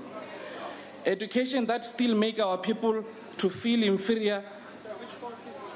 All we need, honorable members, is a free quality education to be implemented with immediate effect. We need bold and courageous leaders who can implement radical decisions to create an environment which supports those who come from disadvantaged backgrounds. And our people and our young people will not sit for long, and they will not remain beggars in this country for long. Therefore, a very serious and very, very brave leadership is required. The biggest sin which I think the ruling party did was to believe that after 1994, everybody, including even those who benefited from apartheid, believed in our democracy. Therefore, after 1994, they will change and become good people. What we have learned from now is that we still have those who are still defending the remnants of the status quo of the past. Therefore, knowing very well that having a quality education to young people, this will actually propel them to a human development, which is the path which they are not interested at. A quality education is the only hope that most of our young people have to pull themselves out of their misery.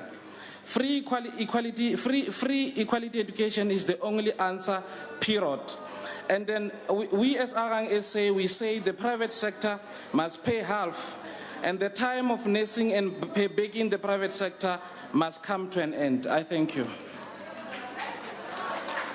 The Honorable Mbinda.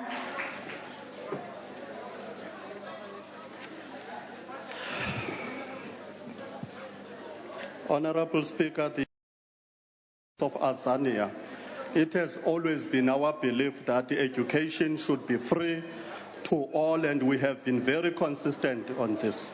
It gives us joy that South Africans, especially the youth, has learned to understand our preachings together with other progressive forces. We must remember that Uncle Zef, the second president of the PAC, he was sentenced to 30 years imprisonment for leading the student uprising. And at that time, he was still 65 years old. So this government, it has been preaching also a free education for all since crafting the so-called Freedom Charter in 1955. and leading to 1994 general elections. They were screaming their lungs out, promising our people free education amongst the promises made. Over 21 years of being in parliament, this government is unable to account to South Africans how far they are in implementing their promises. It is utter disrespect to our people that tax teams and committees will be constituted now because of the current national student protest, as they say to us. Nothing has been done since 1994, and that is an insult to our young people. Secondly, Speaker, it is worth mentioning how untrustworthy is this government to the people of this country.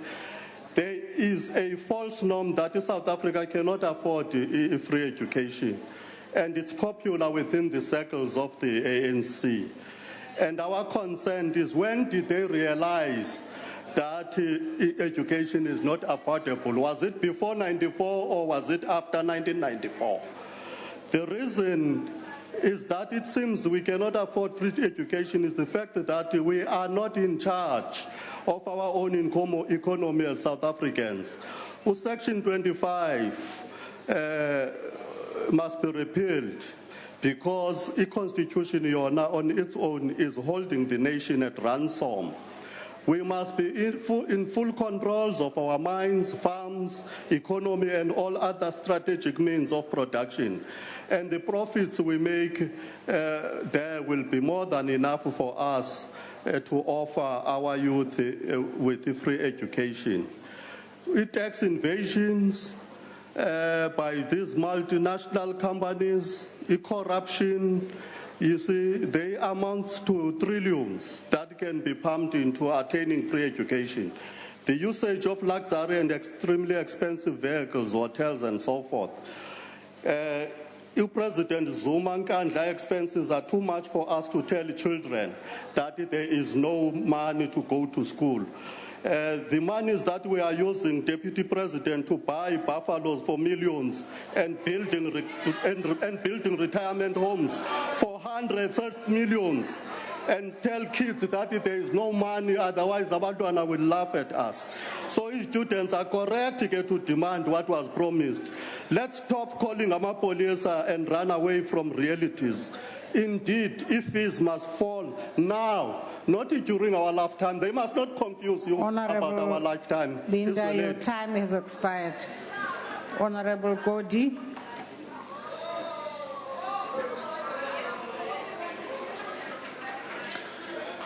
Honorable Speaker, comrades and honorable members, the transformation need of higher education cannot be looked at in isolation from the transformation deficiency of the whole country.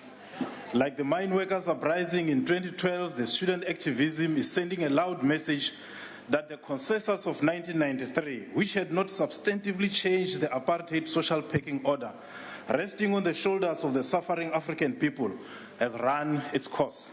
We need, as a country, a new consensus, a far-reaching social transformation to give substantive and material meaning to the freedom that we have. The issues brought forth by the students have given the nation food for thought. As the APC, we believe that all the issues raised by the students have merit.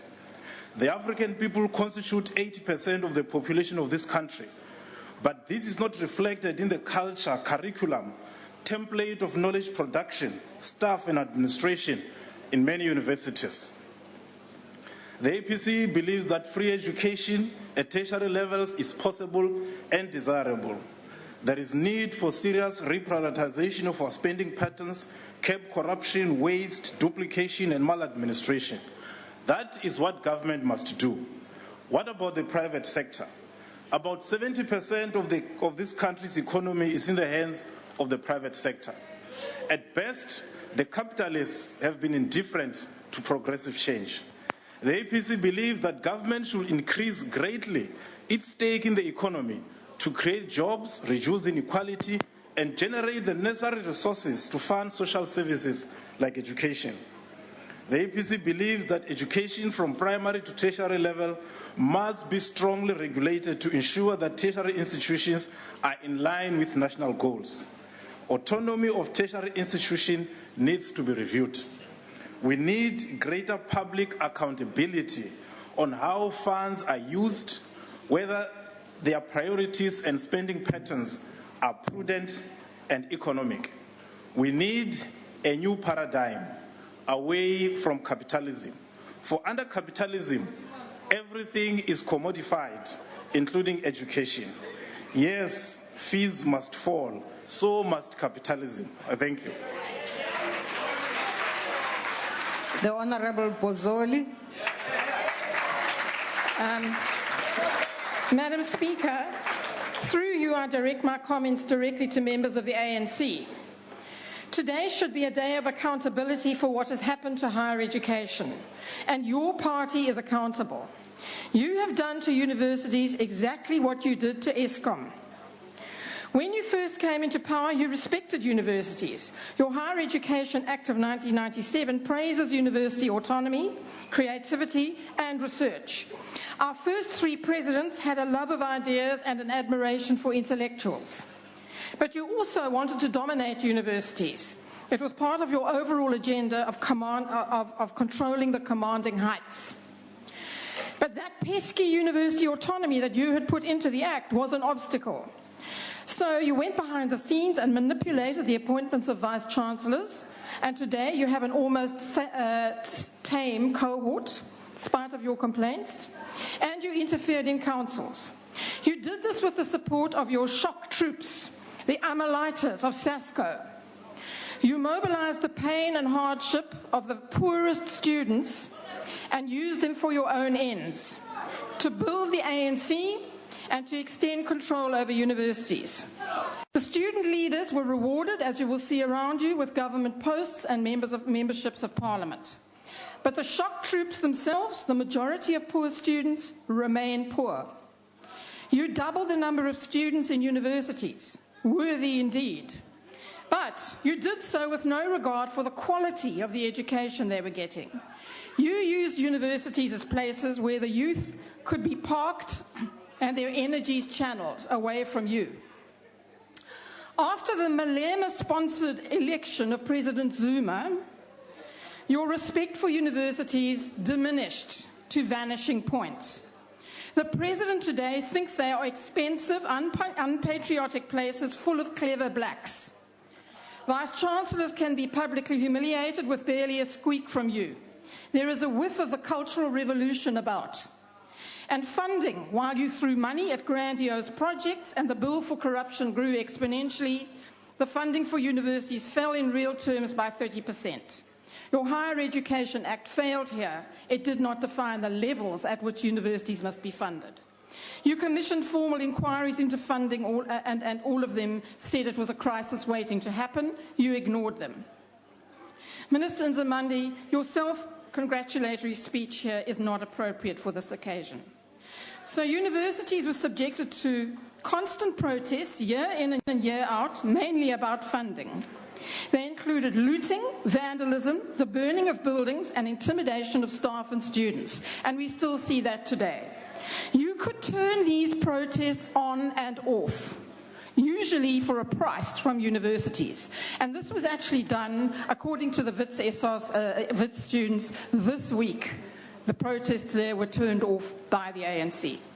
You encouraged the belief amongst poor students that universities could solve all their problems, and you inched further towards control over them each time. Every year, the universities became degraded by these attacks on them, and the problems were always insoluble without more money. What a breath of fresh air the fees must fall movement has been. Students saw through your games, and suddenly protest was directed at you, and you failed to rise to the challenge. You seem to have very few practical solutions to the short or long-term problem, no mention of a new norm for the level of funding, no way of making up for past neglect, no pledge to find money elsewhere in your mismanaged budget. Instead, you've tried to change the subject. The private sector must pay, universities must pay, the department must pay, SETAs must pay, taxes must be raised, and we heard today fees must be regulated. No effort required on your part, we notice. are victims of our successes, says Minister Nzimande. Victims. You are in charge and you have been for 20 years. You have failed to accept responsibility for this disaster. Instead, you're busy restoring the old regime, universities as places to be manipulated, despised and attacked. SASCO as the natural holder of the right to protest, preferably violently. President Zuma hated every minute of his announcement. You are going to make universities pay for his undignified humiliation. In retribution, you will subordinate universities even further.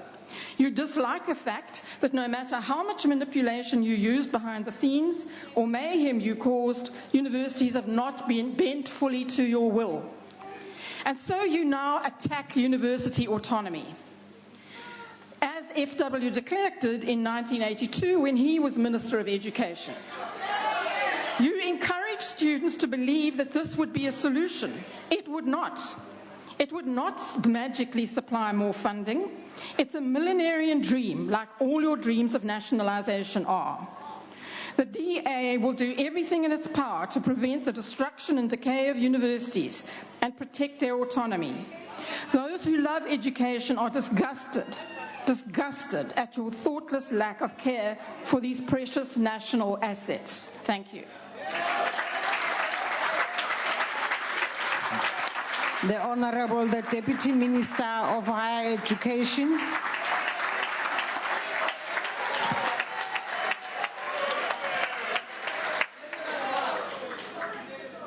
Honourable Speaker, Honourable Ministers and Deputy Ministers, Honourable Members of Parliament, students and student leaders, distinguished guests, fellow South Africans. Thank you. Thank you very much. The events of the last 2 weeks saw a generation of students across the political spectrum defining their moment in history, calling on their government to make sound interventions to their education and training by helping cap fee increments for the 2016 academic year. They further pleaded with their government to urgently put measures to realize free and quality education for the poor. We have listened to the cries of our young people. At this end, we will be employing extraordinary strategies to realize the strategic goals we have set ourselves for, fully understanding the critical role that education and training can play in liberating our people from unemployment and poverty. Our government, led by President Zuma,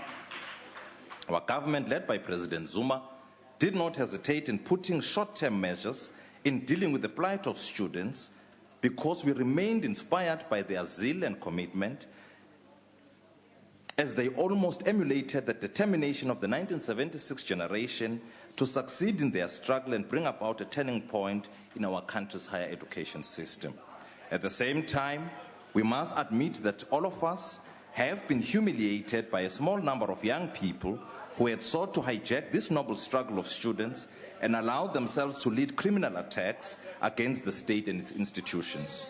We must individually and collectively condemn this practice, as their conduct is nothing more than acts of criminality at best and barbarism at worst. Fellow South Africans, for a considerable period of time now, our progressive student formations have been involved in a protracted struggle to realize free and quality education for the poor, as asserted in our Freedom Charter, that higher education and technical training shall be open to all by means of state allowances and scholarships awarded on the basis of merit. This was further given impetus by our policy position as the African National Congress that free and quality education shall be extended to the poor at least until undergraduate level. This protest, therefore, had sought to highlight the need for government to expedite efforts to ensure that there is progressive realization of free and quality education in our lifetime. The current fee structure of privileged universities has reached absolute elasticity and is beyond the reach of the poor and marginalized communities, and as government, we assert ourselves that the high fee increment above inflation rate is indeed unjustifiable and simply unbearable for our poor students. It would be disingenuous of me, Madam Speaker, if I did not mention that in the last 20 years, we have been able to grow the education sector exponentially, And in that, this government has ensured that 90% of TVET students study for free at TVET colleges, and that successful final year university students that are NSFAS beneficiaries have their final year fees converted into full bursaries, fostering funding linked to academic excellence. Though these are incremental efforts, honorable members, towards free education, but more of our young people still experience financial exclusions because they are highly indebted to institutions, of course coupled by the fact that funding for our higher education system remains acutely inadequate. This important task occurs in a reality in which South Africa is the most unequal society in the world, punctuated by stubborn unemployment rate and poverty, afflicting a significant proportion of our society, especially the youth, who constitute the majority of the population. What is to be done? Firstly, we have to urgently explore ways and means to improve funding for higher education, and in this connection, the department will approach National Treasury to effect reprioritization measures in order to fast-track the attainment and realization of free education for the poor. Secondly, in considering the many proposals, the one of increasing the skills levy as articulated by the Minister will be put on the table as we explore the possibility of ring-fencing some of these resources in order to fund higher education, whilst being mindful of the fact that approximately 16 million unskilled youth are dependent on the levy for skills acquisition in order to enhance their employability and participation in the economy. Thirdly, whilst we remain deeply concerned, honorable members, by the palpable silence of the private sector in the current discourse about funding for free higher education, perhaps this is the most appropriate time for us as the department working with National Treasury to seriously consider the proposals for corporate education tax directed especially at JSE-listed companies and profitable business entities. Big business may have surely realized the nature and power that students possess, especially when they are resolute in their convictions. We therefore expect no hardlining stance from the side of business as we embark on these processes, because your contribution will go a long way in improving the skills of our poor people so that they can develop themselves as well-rounded individuals.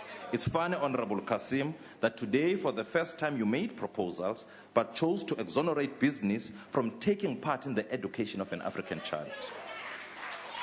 Honorable Speaker, I have undertaken to work closely with student formations, and we will start with national roadshows early next year, visiting institutions and communities to explain and outline a clear roadmap to free education and the realization of other matters that the President raised when addressing the nation last Friday. This will be amongst many quick feedback mechanisms that we will develop so that you are kept abreast regarding our efforts and progress in this regard. We also wish to send a sterling warning to our universities never to allow institutional autonomy to be used as a buffer to drive necessary transformation in the education system.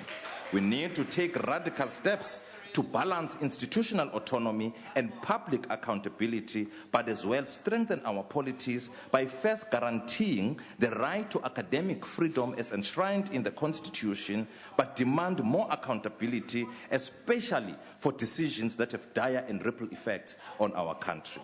Once again, we thank the President of the Republic of South Africa as head of government for his swift intervention that has ensured a zero-fee increment for 2016. The President has pointed out other important matters which the sector must deal with, and we undertake to work with all stakeholders in dealing with these matters. By the way, Honorable Maimane, DASO was part of the meeting that was convened by the President, and they did not oppose to all the proposals that were put on the table.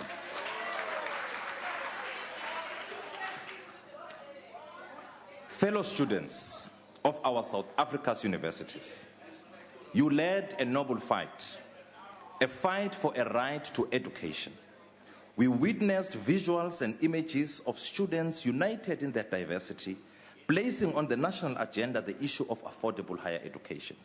We in government, despite this trying time, remained fearless and did not panic, because we understood your call to be that of reminding government, your government, to fast-track the goals and objectives it has set itself for. I now urge you to return to class and start working towards preparations for examinations. We have agreed that examinations will be postponed and a new timetable will now reflect new dates. We request all of you to allow the academic program and activities to resume, and we congratulate all universities that have managed to reach out to students' demands by putting in place plans and measures to address these issues within a reasonable period. As students, it is more an obligation to yourselves than a right to write examinations, and therefore do not allow yourselves to be persuaded otherwise. We also urge parents to support us as we address these legitimate demands and aspirations of our students. Good luck with your examinations. It has been a long week in the streets, but I am sure you will excel beyond measure. Forward with free education in our lifetime. Thank you very much. The Honorable, the Minister of Higher Education. Honorable Speaker, I'm very disappointed with the opposition. They are so flat-footed, actually. I don't know what they said, except populist grandstanding. The DA doesn't even have free higher education in their policies. But because it sounds like it's fashionable, they are coming actually to come and say free higher education in order to try and appear relevant. In fact, strangely, the only one honorable member I come close to other than it's Honorable Gallo.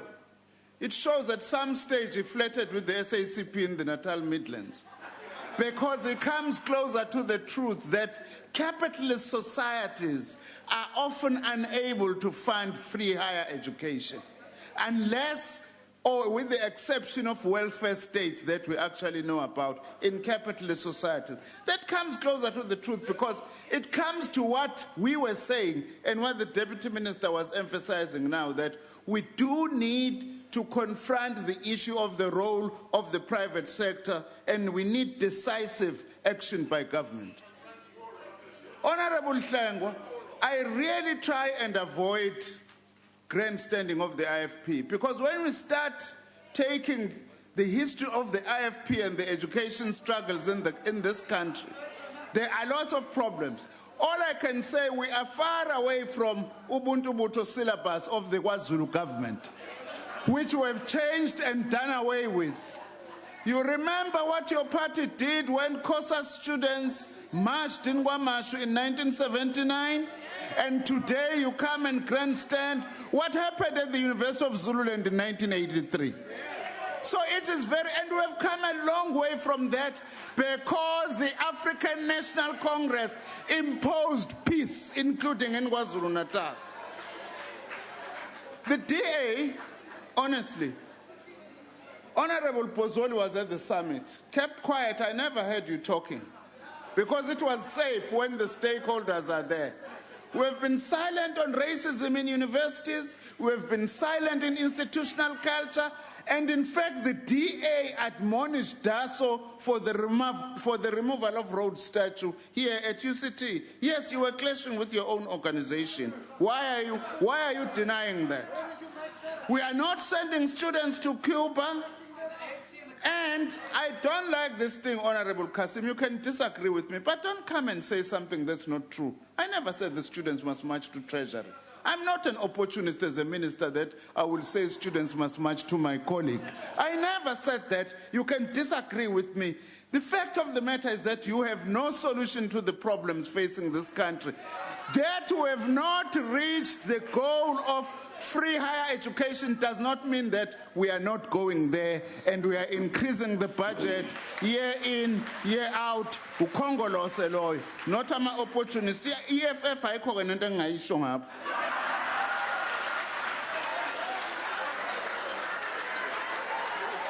Honorable members, that concludes the debate. Honorable members, earlier in the sitting, the Honorable Chief Whip of the Opposition rose on a point of order.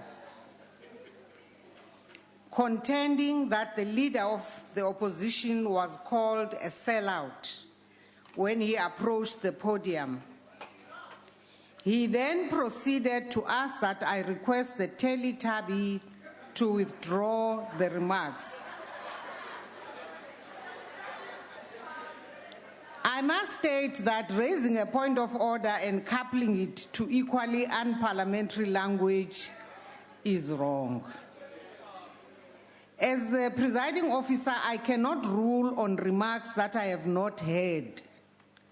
I therefore did ask the honorable members of the EFF to indicate if they had made the remark attributed to them by the chief whip of the opposition. No one took responsibility for the remark. As such, it is not possible for the presiding officer to rule on the matter unless it can be verified by Hansard and attributed to a specific member.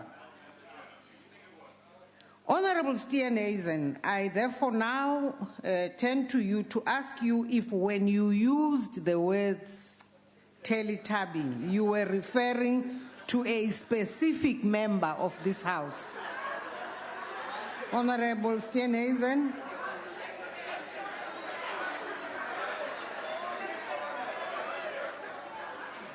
Madam Speaker, I couldn't work out whether it was Tinky, Winky, Lala or Poe, but I withdraw.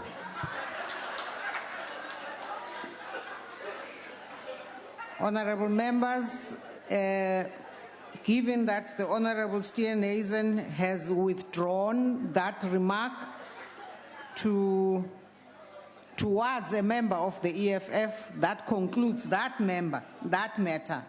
However, we still remain at sea on the issue of the sellout remark, which is regrettable. The Secretary will read the second to the fourth orders together. Introduction, Taxation Laws Amendment Bill. Introduction, Finance Bill. Introduction, New Development Bank Special Appropriation Bill. The Honorable, the Minister of Finance.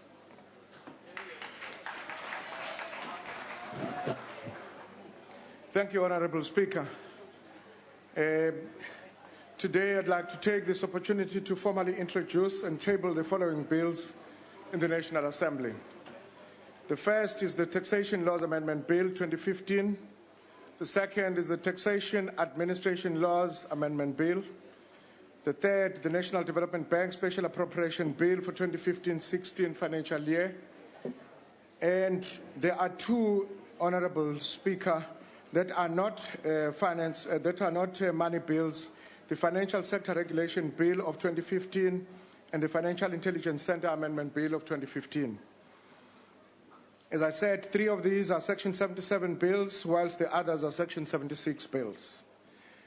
Honorable Speaker, the Taxation Laws Amendment Bill and Tax Administration Laws Amendment Bill 2015 forms part of the second set of tax legislation which gives effect to the tax proposals that were announced as part of the Budget 2015.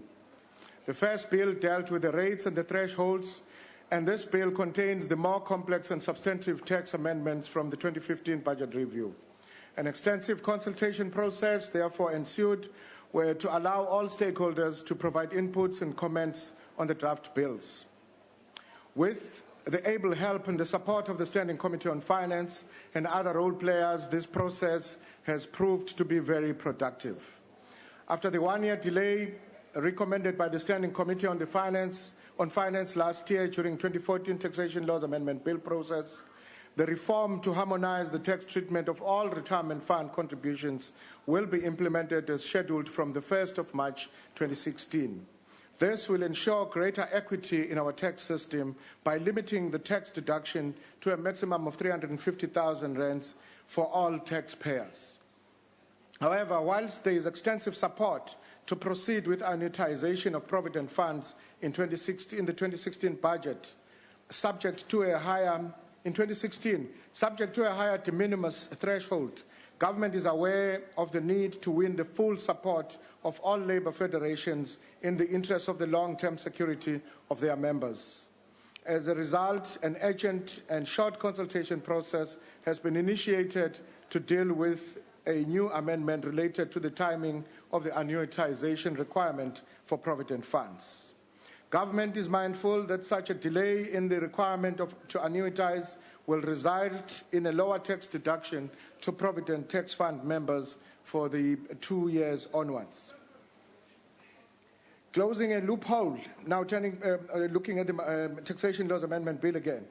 It includes these amendments. It closes a loophole to protect the state duty regime.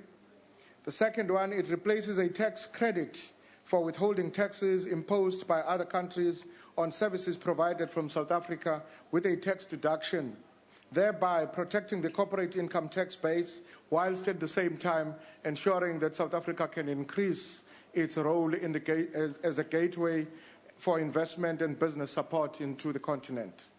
And the third one feature is that it adjusts the taxation and insurance companies to be in line with the new solvency assessment and management regulatory initiative. The draft Taxation Laws Amendment Bill includes these key amendments. The first is that it provides a framework for gathering financial information for automatic exchange of information with a growing number of countries around the world. This framework will also assist in implementing the approach to country-by-country reporting by multinational groups that was agreed at the G20 earlier this year, which also strengthens our resolve to address the base erosion and profit-shifting situation. The third, it introduces a procedure to handle taxpayers' claims of legal professional privilege and any disputes that may arise if SARS does not accept them. And lastly, it places SARS and a multinational group on a more level playing field. If the local member of the group does not provide information the group holds offshore. These measures, Honourable Speaker and members, assist in creating an overall tax regime for South Africa that continues to be internationally competitive and consistent, whilst ensuring that tax receipts are not undermined and that the tax burden is fairly distributed. We thank all taxpayers again for their support and cooperation as they continue to meet their tax obligations. Now turning to the new Development Bank Special Appropriation Bill for 2015-16. Honourable members, the 6th BRICS Summit held in Fortaleza, Brazil, marked the signing of the agreement establishing the new development bank.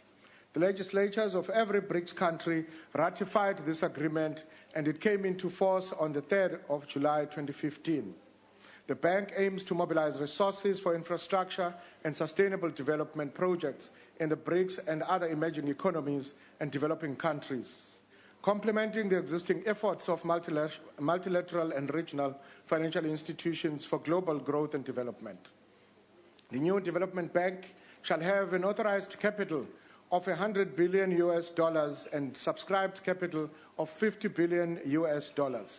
The founding members shall each have an equal share in the bank, with the result that each BRICS country will contribute $10 billion.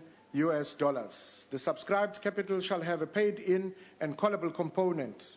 The callable component shall be 80% of the subscribed capital, amounting to $8 billion, and the paid-in component shall be 20% of the subscribed capital, amounting to $2 billion. Ideally, the request for capital contribution for the first installment should have been made during last year's budget process. However, ratification of the agreement and thus its approval had not been concluded at that time. The agreement, therefore, had no legal standing to form part of the budget process at the time of the 2013-15 MTEC process. The Special Appropriation Bill allows us now to honour the first payment on time for the operationalization of the new development bank. Future installments shall be subjected to the normal budgetary processes and will be brought to this House in years to come.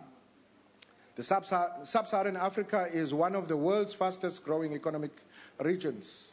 However, developmental bottlenecks make it increasingly difficult for the region to achieve its growth potential. Addressing these challenges is therefore a priority for the region. To fulfill its mandate, the bank shall, among other things, support both public and private sector infrastructure, sustainable development projects. It shall also support regional projects, that is, projects that support more than one country. It will also provide technical assistance for the preparation and implementation of these projects, and also establish the Africa Regional Center to be based in Johannesburg, strategically located to enable access by other African countries to the new development bank. Turning to the finance bill, Honourable Speaker, the bill is aimed at implementing the recommendations recorded in the first, second, and third and fourth reports of the National Assembly's Committee on Public Accounts dated the 3rd of February 2015, that Parliament authorizes the unauthorized expenditure and approve a funding mechanism. The recommendations were adopted by the National Assembly on the 23rd of June, and the bill now provides for the authorization of that unauthorized expenditure in the amount of 110,215,118 rands and 57 cents, of which the total amount of 46,667,900.42 cents referred to in Schedule 1 to the bill is classified as unauthorized expenditure in terms of Section 34, subsection 1A of the PFMA, due to the overspending of the vote of the presidency, women, children, and people with disabilities. And this bill now proposes a direct charge against the National Revenue Fund of 46,667,900 rands and 42 cents as an additional amount to be allocated to votes that previously overspent their annual appropriations.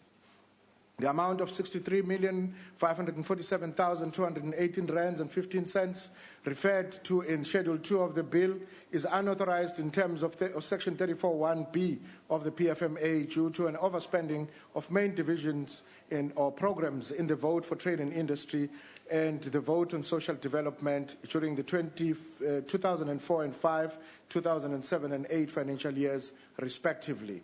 These funds have been kept in a suspense account pending authorization.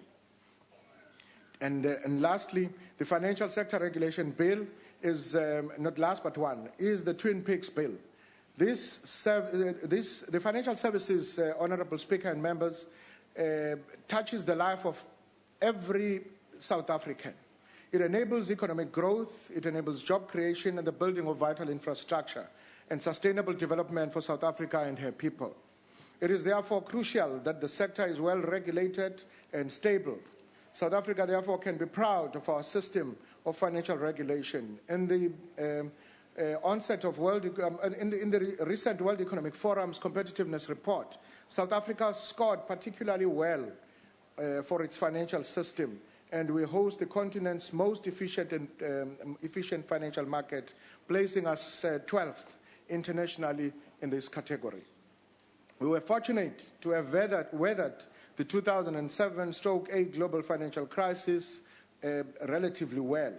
The recent curatorship of the African Bank also showed that we have a robust system that is resilient to shocks, but we cannot be complacent. We need to take proactive steps to keep our system of financial regulation up to date and advanced.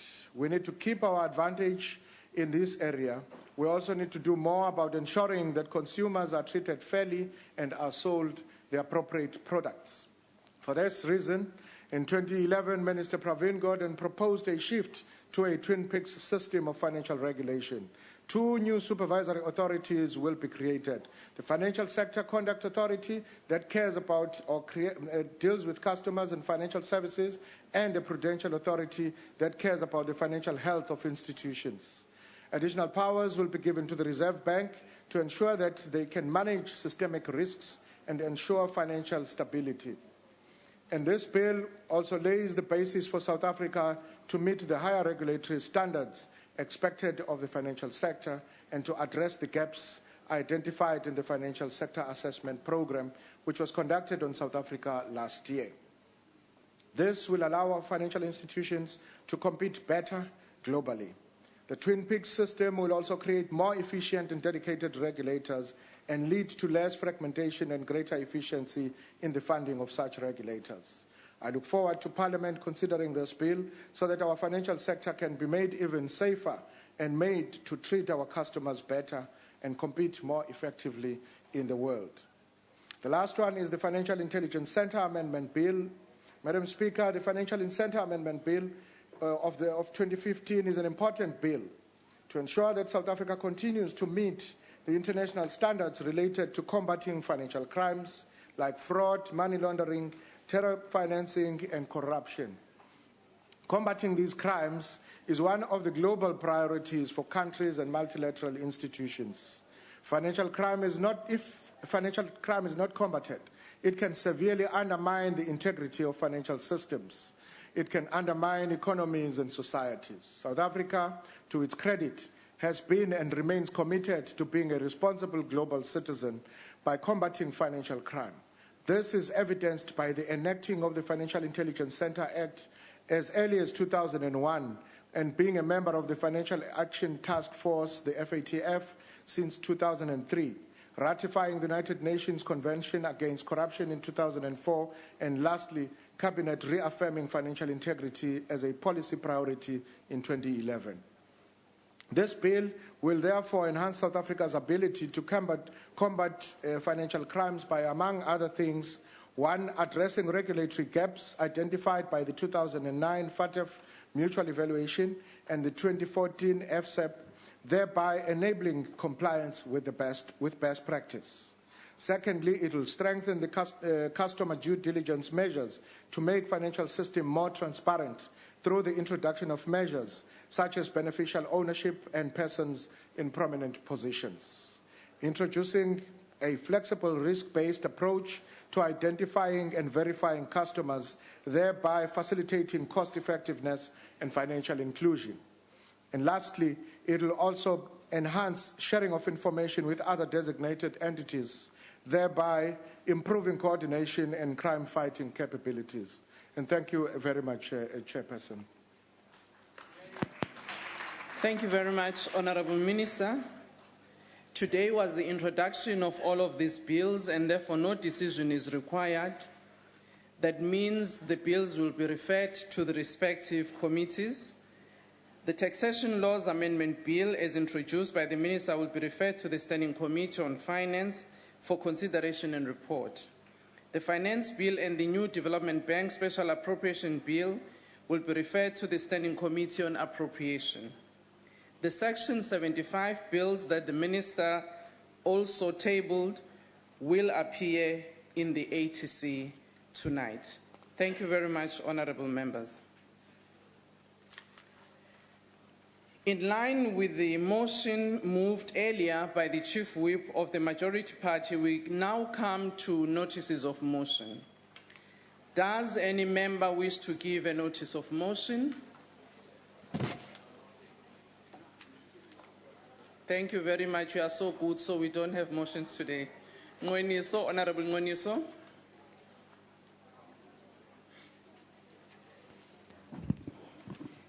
Thank you, House Chair. I rise on behalf of the EFF to move that in its next sitting, the House debates nationalization of mines, banks, and the other strategic sectors of the economy to fund free quality education. So move. Thank you. Honourable Member. Thank you, Honourable Chair. On behalf of the National Freedom Party, I move that at the next sitting of this Honourable House, the members deliberate on the issue of the recent reports that workers employed by the Post Office have only been paid half their monthly salary, and the significance of the failure of a state entity to honour its obligation towards its employees. I so move. Thank you. Honourable Member of the IFP. Thank you, Honourable House Chair. On behalf of the Inkatha Freedom Party, I shall move for the next sitting of this House that the House debates the current poor state of government support to the creative industries.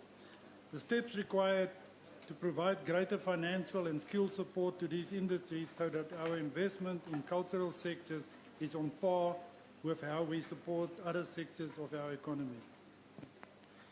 Thank you. Honourable Member of the DA. Thank you, Speaker. I hereby move on behalf of the Democratic Alliance that at its next sitting, the House debates the lengthy, expensive and complicated child adoption process in South Africa. Thank you, Honourable Mahlangu of the ANC. Honourable Chair, I move on behalf of the ANC that at its next sitting, the House debates the illegal deductions of monies from pensioners. Thank you, Honourable Member of the ANC at the back. Thank you, Chairperson. I move on behalf of the ANC in its next sitting, the House debates that 40% of government tenders be given to women and women-owned companies. I thank you. Thank you, Honourable Member of the DA. Madam House Chair, I hereby move on behalf of the Democratic Alliance that at its next sitting, this House debates the current overlapping of rail functions between PRASA and Transnet and how to resolve this problem. Thank you. Thank you, Honourable Member of the ANC. Thank you, Chair. On behalf of the ANC, at its next sitting, the House debate rotating police in order to combat crime and avoid corruption. Thank you. Thank you, Honourable Member of the IFP. Thank you, Chair. On behalf of the Inkatha Freedom Party, I shall move at the next sitting of this House that the House debates how recently adopted travel regulations almost crippled the South African tourism market and the additional checks and balances that should be put in place to prevent such reckless legislation from being enacted by the majority party through sheer force of numbers when it is too clear detrimental of the country. I thank you. Thank you, Honourable Member Chigaleti. Thank you, Honourable Chair. I move on behalf of the ANC that in its next sitting, the House debates creating more black industrialists in the country. Thank you. Thank you, Honourable Member of the DA. Thank you, House Chair. I hereby move on behalf of the Democratic Alliance that at its next sitting, this House debates the status of debt owed to municipalities by government departments and entities and measures to reduce this burden which hampers service delivery. Thank you, Honourable Member of the ANC. Thank you, the House Chair. I move on behalf of the ANC that in its next sitting, the House debate training the youth artisan skills as they address the youth unemployment and skills shortage. Thank you. Thank you. I don't see. Okay, Honourable Member of the DA. Thank you, Madam Speaker.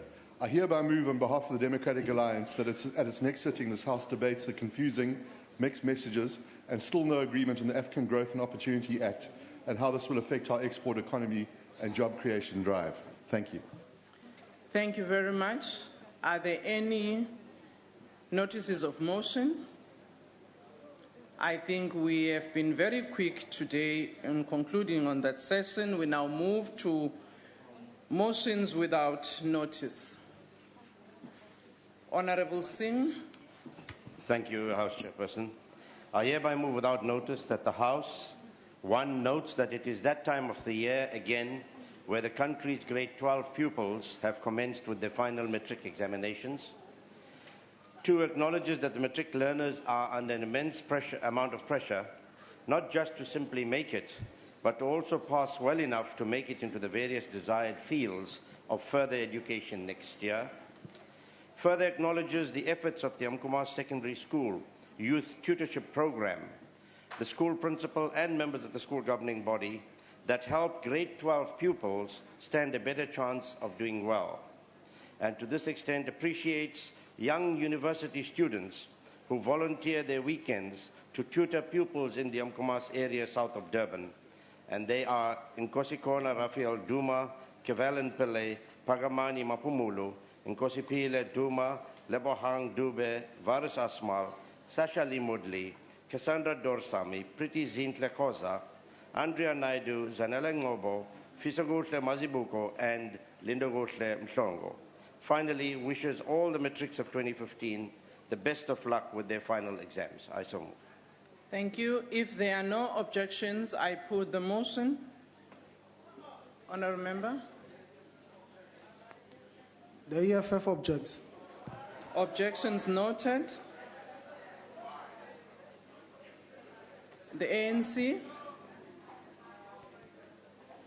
The ANC moves without notice that the House welcomes the appointment of Vuma Mashinini as the new chairperson of the Independent Electoral Commission of South Africa on Wednesday, 14 October 2015.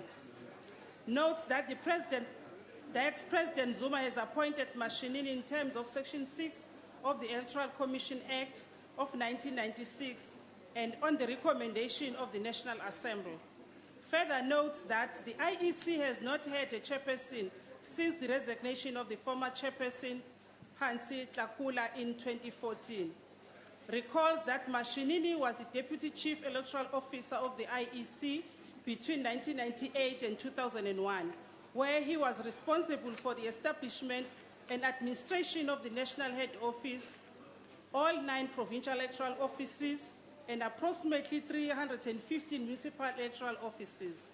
Believes that Mashinini will be able to discharge his responsibility with professionalism, integrity, and commitment to the country and all its citizens, and congratulate Vuma Mashinini on his appointment as the new head of the IEC. I so move. Thank you. If there are no objections, I put the motion. Yes, EFF? The EFF objects. Objections noted. You can take the podium. One of you wanted to make a notice without motion. Order, honorable members. The EFF moves without notice. I rise on behalf of the EFF to move without notice that the House note that the state-owned Post Office South Africa failed to pay workers' salaries, while others received just 50% of their salaries in the month of October. Condemned the Minister of Telecommunication and the Minister of Finance for letting the situation to get to such state of crisis, with financial administration that has completely collapsed, and the entire post office system is in the verge of collapse. Further note that it is not only the post office that is in such a crisis state, but majority of the state-owned entities, mainly due to lack of coherent and consistent policy on state-owned entities by the ANC government. Acknowledge thousands of post office workers who many work under difficult conditions without further training or education, and they applied for better salaries. Call on the Communications Workers Union to reaffirm their march to the post office as an act of disobedience to poor salaries and working conditions until such time workers has received their full salaries. I so move. Thank you. If there are no objections, I put the motion. Chairperson. The ANC objects to this. Thank you. Yeah, the IFP also objects. Thank you. The DA. I hereby move on behalf of the Democratic Alliance that this House notes that on Monday, the 13th of October 2015, veteran South African actor Semi Moeti sadly passed away after a long illness. Also notes that Moeti was best known for his role as Womushasha in the popular show Mobango. Recalls the amazing acting talent Moeti possessed, which made him a renowned performer and entertainer. Acknowledges the massive void his passing leaves in the entertainment industry, conveys our sincere condolences to his family and friends. I so move. If there are no objections, I put the motion. EFF. We sympathize with the family, but we object to the motion. Objections noted. May the soul of Mshasha rest in peace. Honorable NFP. Thank you, Honourable House Chair. On behalf of the National Freedom Party, I move without notice that this Honourable House notes that on Friday, the 16th of October 2015, 5 babies died at the Bongani Hospital in the Free State town of Welkom, and also notes that the Office of Health Standards Compliance is investigating the possibility that the deaths are due to Klebsiella caused by an antibiotic-resistant bacterial infection that causes symptoms similar to pneumonia. And finally, note that it's very difficult to treat Klebsiella, which has a 50% mortality rate. Wherefore, we call upon this Honourable House to extend its condolences to the grieving families of the babies who have died, and call upon the Office of the Health Standards Compliance to expedite its investigation into the death of the babies so that the Department of Health can follow all due processes if it was found that negligence played a role in the death of the babies. I so move. If there are no objections, I put the motion. House Chair, the EFF sends condolences, but we object. Cope. Thank you, Chair. I move without notice that the House notes that students all over South Africa started writing their grade 12 examinations yesterday. Notes further that this is a very important milestone in the life of any young person. Recognises that students who do exceptionally well in these examinations will have interesting and fulfilling career paths open to them. Acknowledges that most students will have invested heavily in time and effort to jump over the first major hurdle of their lives and will have received enormous support from their parents and educators. Calls on students and educators alike to do their utmost to preserve the integrity of their exams, themselves and the institution they belong to, and in urging utmost honesty, takes this opportunity of wishing all learners sweet success for the long years they spent studying and poring over books. I so move. If there are no objections, I put the motion. There be no objection, motion carried. The Democratic Alliance. Thank you, Chair. I hereby move on behalf of the Democratic Alliance that this House notes that on the 26th of September, South African National Defence Force soldier Private Toto Malashe was killed in battle. Also notes that Private Malashe was part of a South African infantry battalion who were on peacekeeping duties when they were ambushed in Sudan's Darfur region. Further notes that 3 other soldiers were wounded during the incident. Conveys our sincere condolences to the family and friends of Private Malashe, who tragically lost his life whilst protecting others. Also conveys our heartfelt condolences to the family and friends of the injured soldiers and wish them a speedy recovery. I so move. Thank you. If there are no objections, I put the motion. Honourable Member. Our condolences to the family, however we object. Objections noted. The ANC.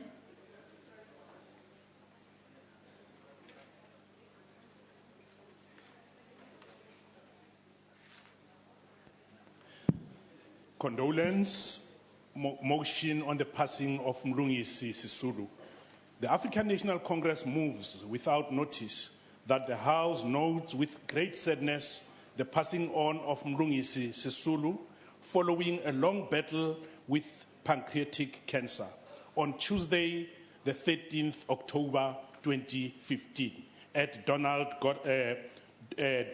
Gordon Hospital in Johannesburg.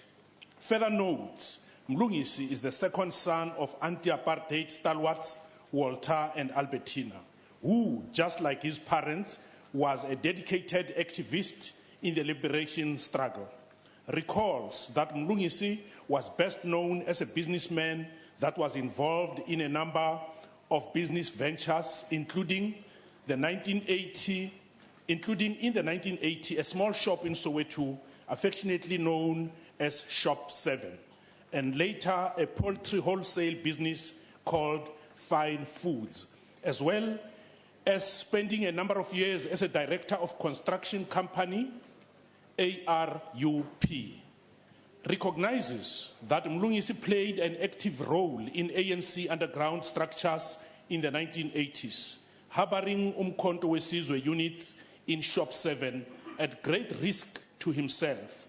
Further recognizes that he also provided unstinting support to his brother Jongi Sisulu and other MK cadres during the terrorism trial of the 1980s. Believes that he has played his part in the liberation of the people of South Africa against apartheid colonialism. Further believes that his contribution will be sorely missed at the time when we journey into the into the radical socio-economic transformation phase and conveys its condolence to the Sisulu family, friends, and to the ANC. I so move. Thank you. If there are no objections, I put the motion. House Chair will object. The EFF. Order, honourable members. EFF, one of you had a hand up. Thank you, House Chair. I rise on behalf of the economic freedom fighters to move without notice that the House notes that Thembelihle local municipality is a rural municipality just 120 kilometers outside of Kimberley in the Northern Cape, under the leadership of Honorable Denny Jonas, who was voted in as independent. So this municipality is not an ANC-run municipality. An indication of what is going to happen next year when the EFF takes over most of the municipalities in that province and elsewhere in the country. Further notes that on the 12th of June 2014, the mayor wrote to the Minister of Human Settlement, Minister Lindiwe Sisulu, alerting her that the municipality had not had housing projects in a very long time, and that allocations are made and then shifted elsewhere on a regular basis by both the national and provincial departments of infrastructure. The leadership of the municipality alerted the minister. To this date, the minister has not intervened as she promised in her response to the letter by the mayor. Acknowledges that this is causing tension between the leadership and the communities, resulting in communities protesting for a swift delivery of service, not knowing that lack of housing is a carefully managed process by the ANC aimed at discrediting the leadership of Thembelihle municipality in the eye of the public. Further acknowledges that on the 13th of November 2014, a small township of Hope Town in the municipality was hit by a natural disaster in the form of thunderstorm, which led to about 94 families having to be moved to a temporary place of residence in a community hall surrounding churches. Once again, the mayor wrote to the MEC of Cocta in the Northern Cape, Alvin Bottas, for assistance, and to this day, the MEC has not intervened. Further acknowledges that Cocta in the Northern Cape has colluded to prevent the Thembelihle local municipality from receiving municipal infrastructure grant funding, and also colluded with Eskom to refuse to install electricity at the water purification pump, which exposes residents to a potential health risk as they consume water that has not been purified. We call on the Minister of Cocta and Traditional Affairs to intervene in the Northern Cape and ensure that government treats all citizens the same, whether they are ANC voters or not. We further call on Eskom to stop playing politics when it has not delivered services to our people. We further call on the Minister of Human Settlement to put the people of this country first and resolve the matter of Thembelihle. I so move. If there are no objections, I put the motion. Yes, honourable member. Madam Speaker, ANC object. Objections noted. Honourable Mthembu of the ANC. Honourable Jackson Mthembu. Okay, thank you. We pass. IFP. Honourable member of the DA. Thanks, Chairperson. I hereby move on behalf of the Democratic Alliance that this House notes that Banyana Banyana did our country proud by qualifying for the 2016 Olympic Games in Rio. Further notes that they booked their spot by beating Equatorial Guinea 1-0 on the 18th of October 2015. Acknowledges that this is an incredible achievement for women's football in South Africa. Congratulates the team management, coach and players for their successful campaign, and further wishes them luck as they prepare for the Olympics. I so move. If there are no objections, I put the motion. Honourable House Chair will object. Objections noted. Honourable member of the ANC, on my left. Okay, Honourable Mncwabe. Thank you, Chairperson. I move without notice on behalf of the National Freedom Party that this House notes, Honorable Singh, that this House notes that Mfundo Hadebe, an 18-year-old scholar of Umlazi in Durban, won a top honors in the senior category of my Magna Carta International Creative Essay Competition at a ceremony in the United Kingdom. Also note that young people in the UK and Commonwealth countries were invited to create their own version of the Magna Carta to create a charter document that safeguards and promotes the rights, privileges, and liberties of either their own country or the whole world. And finally note that this grade 12 scholar at Crawford College, who is passionate about politics and the law, tackled the issue of, and I quote, limiting the powers of government, South Africa's Magna Carta, unquote, in his winning essay. Wherefore, I call upon this House to extend its congratulations and encourage also all young South Africans to follow Mfundo Hadebe's example and develop a positive and proactive yet critical way of thinking about our country. I so move. Thank you, Honourable Member. If there are no objections, I put the motion. Honourable Member. House Chair, we object. Objections noted. Honourable Mncwabe, please forgive me. That's a very interesting corner in the House. So at times I'm never sure whether it's the ANC that's raising a hand or other members. So do forgive me. Maybe next time you will just shift to the desk. I don't know. Honourable Ngoniso. The middle finger. Thank you, House Chair. I rise on behalf of the economic freedom fighters to move without notice that the House notes thousands of our people who, despite the heat, came out in numbers to participate in the Economic Freedom March for a radical economic transformation to achieve economic freedom in our lifetime. This is the march I'm talking about. These are the people that came out. Note the memorandums handed to South African Reserve Bank, Johannesburg Stock Exchange, and the Chamber of Mines, which outline clearly the demands with which ensure all South Africans share in the wealth of the country. Demand nationalization of mines, state-owned bank, ban of labor brokers, 12,500 rand minimum wage for all mine workers, national minimum wage, use of local services providers, procurement of local goods, local beneficiation, private sector contribution to education and vocational training, and other financial sector-related matters. Acknowledge young, old, unemployed, oppressed, and economically excluded who are saying they are tired of living like slaves. And it is time they start living like human beings by going to the source of the problem, as the ANC government has failed our people. Call on all the recipients of memorandum of demands to take them serious and swiftly move to address all outlined demands as soon as possible. Warn that if the demands are not met, the EFF will escalate the protest to a more confrontational methods of a form of occupation, and picketing protest will show you. Further call on the broader private sector to work with the Chamber of Mines, the Johannesburg Stock Exchange, and South African Reserve Bank to ensure that the Economic Freedom March demands are met. I so move. Thank you. If there are no objections. The ANC objects. Chairperson, and the IFP objects. Thank you.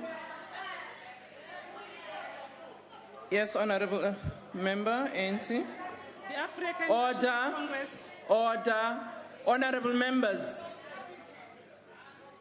Honourable members, can you please allow the member who's reading a notice without motion? Honourable Member. Thank you, Chairperson. The African National Congress moves without notice that the House notes with great sadness the passing of the Ajax Football Club player Cecil Lolo, on Saturday, 25 October 2015 at Khayelitsha in Cape Town. Further notes that the 28-year-old Lolo was one of the two men killed when a VW Golf GTI collided with a bakkie on Spine Road, just off the N2 highway near Khayelitsha. Acknowledges that Cecil Lolo had been with the Ajax Football Club since 2010, playing as a defender. Recalls that he made his Premier Soccer League debut for the Urban Warriors in their 2-0 victory over Bloemfontein Celtics on August 27, 2010. Further recalls that the versatile player made 97 appearances and scored 2 goals for the Ikamva base club over the last 6 seasons, and conveys condolences to his Lolo family, Ajax Football Club, and the soccer fraternity. I so move. If there are no objections, I put the motion. Honourable Member. House Chair will object. Thank you. Objections noted. Chairperson, please note the support of the NFP for that motion. Thank you. Honourable members, are there any motions without notice? Honourable Member of the EFF. I rise on behalf of the EFF to move without notice that the House note lack of black counsel in the landmark silicosis class action case against gold mining companies.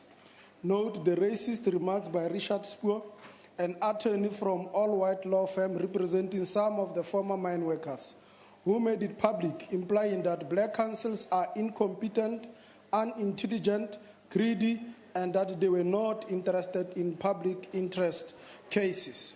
Further note a statement signed by more than 100 black advocates that was read out by the Johannesburg Bar Council chairman and the EFF national chairperson, Advocate Dalimpofu, which reaffirms the call for a change of discriminatory briefing patterns in the past 21 years, condemns such racial bigotry and prejudice statements that is inimical to and in gross violation of the spirit and the letter of our democratic constitution. Acknowledge that government is also a culprit to such discriminatory briefing patterns that continue to favor white-only firms based on racial bigotry and prejudice, as black councils are seen as incompetent. Call on government to take steps to ensure that discriminatory briefing patterns must come to an end, and ensure that all law firms, in particular black law firms, are given a fair opportunity, and progressive steps must be taken to ensure that the injustices of the past are redressed. I so move. If there are no objections, I put the motion. There being no objections, the motion is carried. Honourable members, is it possible that when objections are made, members stand up and identify themselves and object? Honourable Chairperson, we object. Thank you. Honourable Member of the EFF. Thank you very much, House Chair. I rise on behalf of the economic freedom fighters to move without notice that the House notes the continued state of decay of public service provided by the African National Congress, which are primarily caused by the phenomenon of deploying incompetent ANC cadres to run critical departments and functions in government. Further notes that in John Taolo Gaetsewe district in the Northern Cape, there are 2 hospitals that are struggling to provide healthcare services needed by the community: the Kuruman Hospital and Swarakano Hospital. This is because the ANC deployed a clueless district manager who has completely frustrated the functioning of the entire health system in the district. Acknowledges that the hospitals are in a total state of decay, without enough beds and medical equipment, even though the John Taolo Gaetsewe Developmental Trust not long ago donated medical equipment, beds to the hospital with the help of the mining companies. Further acknowledges that we find patients admitted to this hospital being asked to sleep on the floor because there aren't enough beds. notes that this is despite these two hospitals having sufficiently qualified hospital managers who cannot function because of the bossy district manager who throws her weight around, frustrating the manner in which these managers are running their hospitals. Further notes that the district manager was appointed merely based on the connections she's had with the ANC leadership in the Northern Cape, and not for her skills or qualification. The House should further note that at this stage of our development, we should not be gambling with the health of our communities by appointing our friends and comrades. We call on the Minister of Health and the MEC of Health in the Northern Cape to do proper investigation on all complaints brought forward by the community, civil society, and give answers. I so move. If there are no objections, I put the motion. The ANC objects. Objections noted. The ANC. The ANC. The ANC moves without notice that the House notes that on Sunday, the 17th October 2015, the Dome in Johannesburg hosted ANN 7 2015 South African of the Year Awards ceremony to honor extraordinary South Africans from all walks of life. Further note that the 24-hour news channel ANN 7 created these awards to celebrate extraordinary citizens who are making a difference in the lives of ordinary citizens. Acknowledges that the following individuals were honored in different categories. Dr. Nkosazana Dlamini Zuma, the South African of the Year Award 2015. Rapper Caspar Newvist, Novest, trend-setting celebrity of the year, Nedbank's Kiona Soccer Development Initiative Campaign of the Year, Conservationalist of the Year, Mr. Mfundisi Nketini, CEO of South African National Parks, Spirit of Humanity, Sibusiso Liope Education Foundation, Lifetime Achievement Award, Brahu Masikila, Entrepreneur of the Year, Thabo Mulife, Sports Person of the Year, A.B. de Villiers, Business Leader of the Year, Jabu Mabuza, Young Person of the Year, Khumutso Powe. Congratulate all the winners on the night for their wonderful achievements. I so move.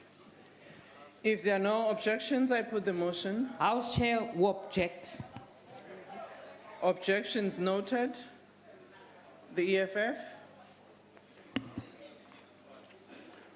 I rise on behalf of the EFF to move without notice that the House note the shocking state of roads between Zebediela, Mashishing, Mamon, and other Makudutamaha municipalities, which are nothing but potholes. Note that thousands of motorists across the country are forced to drive on these dangerous roads and lives are lost on a daily basis. Further note that the Department of Transport has failed to maintain the roads. Instead, the minister is spending most of her time trying to implement a collapsing e-tolling system that must be scrapped. Further note that majority of dysfunctional municipalities who are failing to maintain roads, instead they are channeling funds to ANC local government elections campaigns, while important motorists put their lives in danger driving on unsuitable roads is because they lack internal capacity to do anything. Call on municipalities to stop outsourcing roads maintenance and build internal capacity, employ millions of young people, give those tools, training, decent salaries, and proper supervision to maintain roads. I so move. If there are no objections, I put the motion. ANC objects. Objections noted. Are there any motions without notice? No, there are none. Thank you, honorable members. I'm sure you noted when the member was talking about the awards that age gave him away, could not pronounce Caspar's surname, and I saw members across the board smiling and trying to correct him. We will catch up, honorable member, don't worry. We now move to the member statements. Does any member of the ANC wish to make a statement? Honorable Mahlangu. Honorable Chair, the ANC welcomes the unveiling of the Matola Raid Monument and the Interpretative Center by President Jacob Zuma in Mozambique, which is in commemoration of the demise of South Africans who fell at the hands of apartheid mercenaries in 1981. This monument embodies the sacrifices of our men and women who dared fight the injustices of apartheid and its terroristic violence. It symbolizes the bond that developed between the peoples of the two countries who were prepared to bring lasting changes under the leadership of the ANC and Frelimo, irrespective of its cost in lives and limb. Moreover, the ANC commends the government for keeping these memories alive to ensure that future generations could quantify the cost of oppression and disregard for human lives, as well as saluting the people of Mozambique for their resolute commitment to provide South Africa and South African refugees in the face of apartheid aggression. I thank you, Madam Chair. Thank you. The Democratic Alliance. Speaker, the medium-term budget policy statement reflects the complete failure to prioritize the needs of our people and of our students. So let every student who is struggling to pay their fees know this.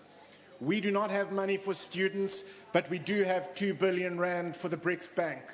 We do not have money for students, but we do have 720 million rand for foreign missions. We do not have money for students, but we do have 69.7 million rand for bodyguards. We do not have money for students, but we do have 7.5 million rand for the South African Network of Women Transport Summit.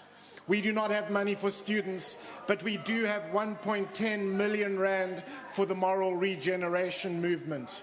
We do not have money for students, but we do, get this, have 540,000 rand to purchase bulls for reproductive purposes. Yes, you heard me. Correctional Services will be spending 540,000 rand to purchase bulls. That 540,000 rand could have been used to pay the fees of nearly 11 students in need. It is simply wrong, and that is why Blade must fall. That is why Zuma must fall, and ultimately, that is why the ANC must fall. The EFF. Thank you, House Chair. The month of October is regarded as Mental Health Awareness Month, and in South Africa, this kind of disease is overlooked, while mental illness is on the rise. The province of the Northern Cape does not take mental health seriously.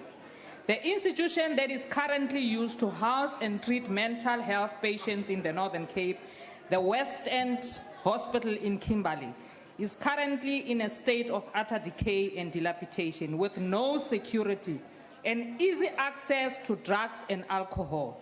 The situation is so bad that patients even get lost without the hospital even taking note. During the time when the current Minister of Transport, Honorable D.P.O. Peters, was the Premier of Northern Cape, the new Kimberley Mental Hospital project was kick-started. With an estimated construction budget of about 290 million. Till today, the project has not been completed. Political interference, appointment of contractors who are linked to the ANC heavyweights in the province, while sidelining experienced contractors, disrupted the completion of the project and led to the current state of affairs. Like many other public works projects in the Northern Cape, the appointment of inexperienced contractors who are linked to the ANC politicians has always led to incomplete projects. This is in the case with many projects relating to construction of clinics in the province. Honorable Member, just round up. You have 1.5 minutes. All of you have got the same minutes, so you are exceeding your minute. I'll give you a second to complete. The Minister of Public Works, Tula Singesi, went there not so long ago and promised the people of Northern Cape to root out corruption, but does he really have the backbone to carry through that promise? Without it? We call on both the Minister of Public Works to ensure that this project is completed on time. The ANC. Honorable members, can I remind you, a statement is not supposed to be more than 1.5 minutes. Thank you, House Chair. The ANC wishes good luck to all the grade 12 learners who started their national senior certificate examinations on the 26th of October 2015 and will be finishing on the 30th of November 2015. This examination will be administered across a total of 6,797 centers in the country. A total of 801,688 candidates have enrolled for these examinations, of which 674,232 are full-time, 127,456 are part-time. All provinces have reported readiness to administer these exams and are also prepared for marking, with all the marking centers ready for this process. We urge parents to continue giving their children the necessary support during the examination time.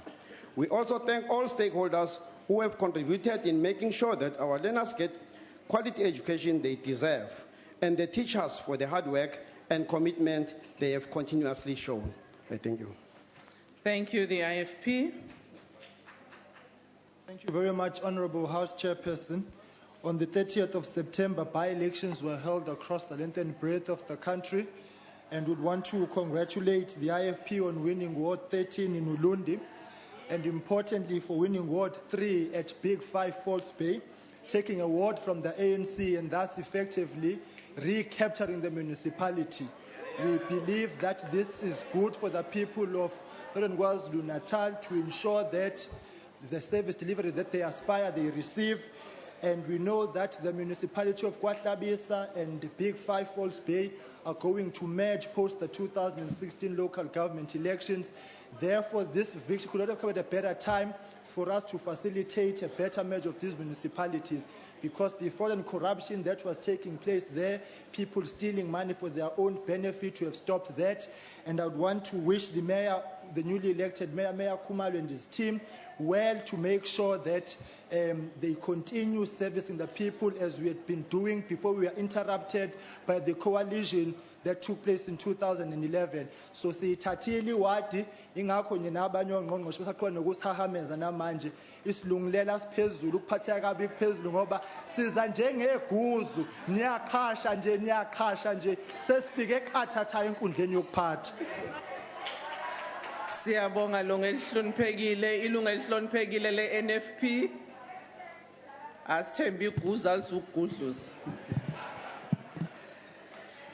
Honorable Chairperson, South Africa is a water-stressed country where this precious life-giving resource had been used as an instrument of racial subjugation by a government in the past, stripping our people of our dignity. Today, we are facing a serious challenge to the water security of our country. And again, the dignity of our people could be impaired if we do not address the looming crisis now. Aging and encumbering infrastructure, lack of building more dams, and inadequate forward planning to accommodate rapid urbanization have all contributed to the water shortage we face as a country. The province of KwaZulu-Natal, for example, is currently in the grip of crippling drought, which has brought agriculture to its knees. Communities have to rely on untreated water from polluted streams and dams, and irregular supply of fresh water from water tankers every second and third week. Yet the response from the ANC-led provincial government is to organize prayer meetings for the rain, whereas it should be fulfilling its mandate and obligation to provide all our people with sufficient clean water for their daily needs. It is a national shame that 21 years after attaining our democracy, Young black girls in rural areas still have to walk Honourable several Member, kilometers if you can daily wind up. to collect water and carry it on their own hands. And it's a national shame that our people still have to rely on muddy dams and polluted streams for drinking water. This shame will Order, continue Honourable Member, for as your long time is as up. The ANC is in power. I thank you. ANC. Thank you, Madam Chair. The African National Congress extends condolences to the family and loved ones of those who lost their lives on the 14th October during the collapse of the bridge along the M1 highway in Sandton, Johannesburg. It believes that the structure, which belonged to construction company Marine Roberts, collapsed when the scaffolding around the under construction bridge caved in. We also wish to those who were injured during the accident a speedy recovery. We urge the authority to swift investigation the circumstances that led to the collapse of this temporary bridge. We also call on a big construction companies to brief up their technical capacity to ensure that such incidents do not happen again in future. Thank you, Madam Chair.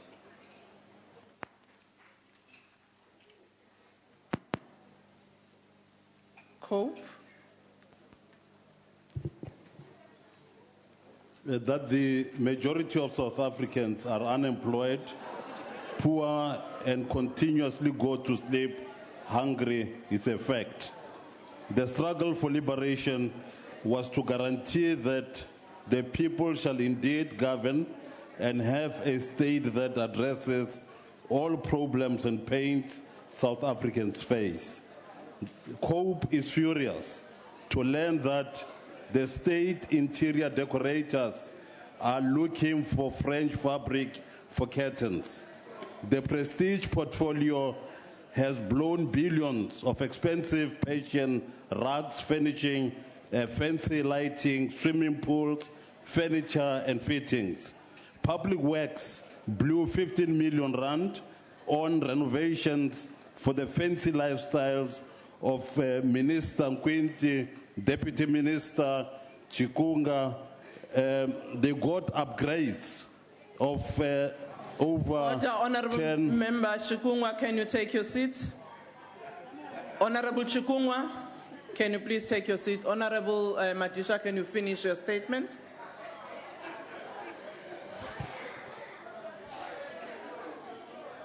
She got that. The president received upgrades of over 240 million rand. There are too many Mary Antoinette sitting on that side of the house. In the 2011-2012 financial year, Public Works spent 65 million rand on upgrading 27 ministerial Honourable homes. Member, your time Last is year, up. it spent even more. This is terrible, and a ANC. lot has got to be changed. Thank you, House Chair. The month of October is the month dedicated to honoring the memory of Oliver Reginald Tambo, the late president of the ANC. O.R. Tambo legacy to South Africa was internationalism, which was one of the 4 pillars of our struggle. Today is O.R. Tambo's birthday, and he will be turning 98. O.R. Tambo championed an international campaign to release President Mandela and the other political prisoners. The campaign for sanctioning against apartheid and the creation of the understanding of South Africa under apartheid were done under his leadership. His skillful diplomatic skills also led to the recognition of the ANC by Organization for Africa Unity and the United Nations. The declaration of apartheid as a crime against humanity was due to his tireless leadership. Through President O.R., the anti-apartheid movement flourished and became one of the greatest multi-class, multi-religious, and international solidarity movement ever seen in history. Tambo established ANC mission in Egypt, Ghana, Morocco, and in London by 1990. The ANC had required mission in 27 countries. Long live the spirit of O.R. Tambo. Thank you. The Democratic Alliance. Thank you, House Chairperson. The Democratic Alliance and KZN is deeply disappointed and deeply embarrassed by the Honourable Malema of the EFF, a commissioner on the JSC, questioning of High Court Judge Shyam Gayanda in an interview for the vacant Deputy Judge President position. This reflected the poverty of his abilities to fathom the realities of our newfound democracy. In an attempt to demonize the judge, simply because of him being an Indian candidate, is a sad yet pathetic reflection of the Honourable Malema's almost rudimentary understanding of what our freedoms entail. Under apartheid, people were classified and excluded based on race. Honourable Malema is attempting to do the same and now determining who is African and who is not. And in fact, apartheid thinking and... No, point of order. Order, Honourable Member. What is the point of order? The CIC never uttered what this man is saying. Order, He must not Honourable mislead Member. the House and say things that the CIC didn't Honourable say. Member, can you please take your seat? The proceedings of the JSE are open to the public so people are able to see and they can make their views. Let's allow the Honourable Member to finish.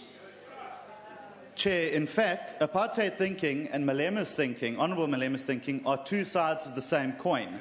Just as people in apartheid were excluded or included based on race, that is what Honourable Malema has shown in these interviews. His version of race classification is just a more extreme version of racial nationalism. We believe... Point of order. Order, Honourable Member. What is the point of order you're rising on? The point of order is that the Commander-in-Chief never uttered those words that the gentleman is reading. Order, Honourable Member. He can never be... Honourable Member, can you take your seat? That man must not lie. Honourable Member. The man must not lie. Honourable Member, can you please withdraw? That is totally wrong. Can you please withdraw the word you have just used because it's unparliamentary? Lie. Okay, I withdraw that. Thank you. You but can it's take not a telling seat. the truth. Can you take must a not seat? Mislead us. Honourable Member. Honourable Member, can I please advise, as I said earlier, proceedings of the Judicial Services Commission are open to the public. And people will have their views on what commissioners or even candidates say. And I think, Honourable Member, statements are made by parties to make their expressions of whatever issue. If the members want to object, they can do so in writing since these are statements, but I think we must allow members to make their statements uninterrupted. Thank you, Chairperson. We believe that everyone who calls South Africa... Chair, can I address? Honourable Member, what are you addressing me on? Really, I want to be helped by you, Honourable Yes. House Chair. If somebody does not really tell the truth, how are we supposed to put it so that we can be able to be according to the rules? Honourable Member, as I indicated, I am suggesting that you can write formally to the Speaker, because in this instance, the member is making a statement on his views on what he saw publicly on the media and his interpretation. Surely it may not be the same as yours. But I'm saying let's allow the member to finish his statement. Honourable Steenhuisen. Madam Speaker, I'd like to address you on Rule 70, if I may. Yes. Madam Speaker, points of order are meant very specifically to bring the presiding officer's attention to a transgression of the rules of Parliament. That's why it's generally the practice that when we rise, we point to the rule that we believe is being transgressed. What we're seeing repeatedly happening in the House is people trying to extend their debating time by raising points of order that are not points of order. And I would ask that the presiding officers apply their minds to this to ensure that parties get the same speaking time proportionate to what the election results were, and stop trying to inject themselves into the debate every time somebody says something they don't agree with. Thank you, Honourable Member Steenhuisen, and I'm sure this applies to all members in the House. And Honourable Ngoniso, can we please allow the Honourable Member to finish the point? Chairperson, I need your guidance. We also have that book. And unfortunately, Honourable we did Member. go to school. We went to school. So don't come here and think that you can lecture us. Don't do that. Don't think that you can lecture us. Order, Honourable Member, you can proceed with your speech. Thank you, Chairperson. To quote what the Honourable Malema said, in the context of KZN, where we have an Indian question, I quote, particularly the Africans feel Indians are dominating life in every sphere. that chairperson is discriminatory. We believe that anyone who calls South Africa their home is a South African. South Africans of Indian descent, despite being a minority, are as much equals as any other racially classified group and cannot and must not be denied their right of contribution or participation. The EFF, with Honourable Malema as its leader, have repeatedly flaunted the race war as its veiled manifesto to divide a country that has suffered enough from its past divisions. This is nothing but a sick attempt to further perpetuate unnecessary racial Honourable divisions. House Chair, may I address you? I just want to bring to your attention that whatever is said or is going to be said by the ANC or the DA about the young and the upcoming leader, Julius Malema.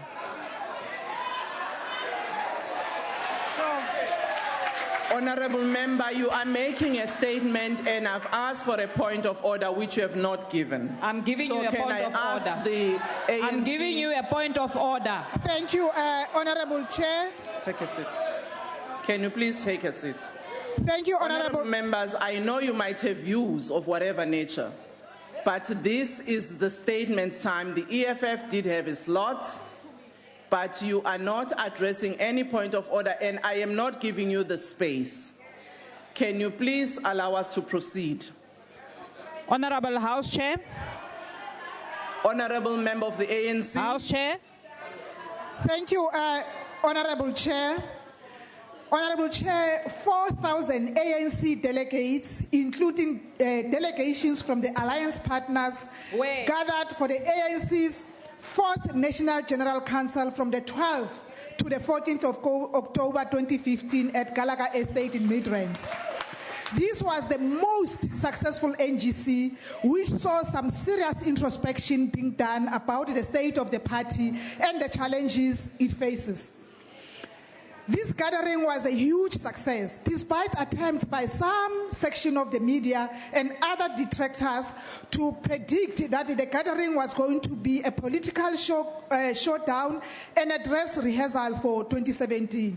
If indeed it was a dress rehearsal for 2017, it showed an ANC that has gone a long way in uniting its forces and more than ready to take this unity to new heights.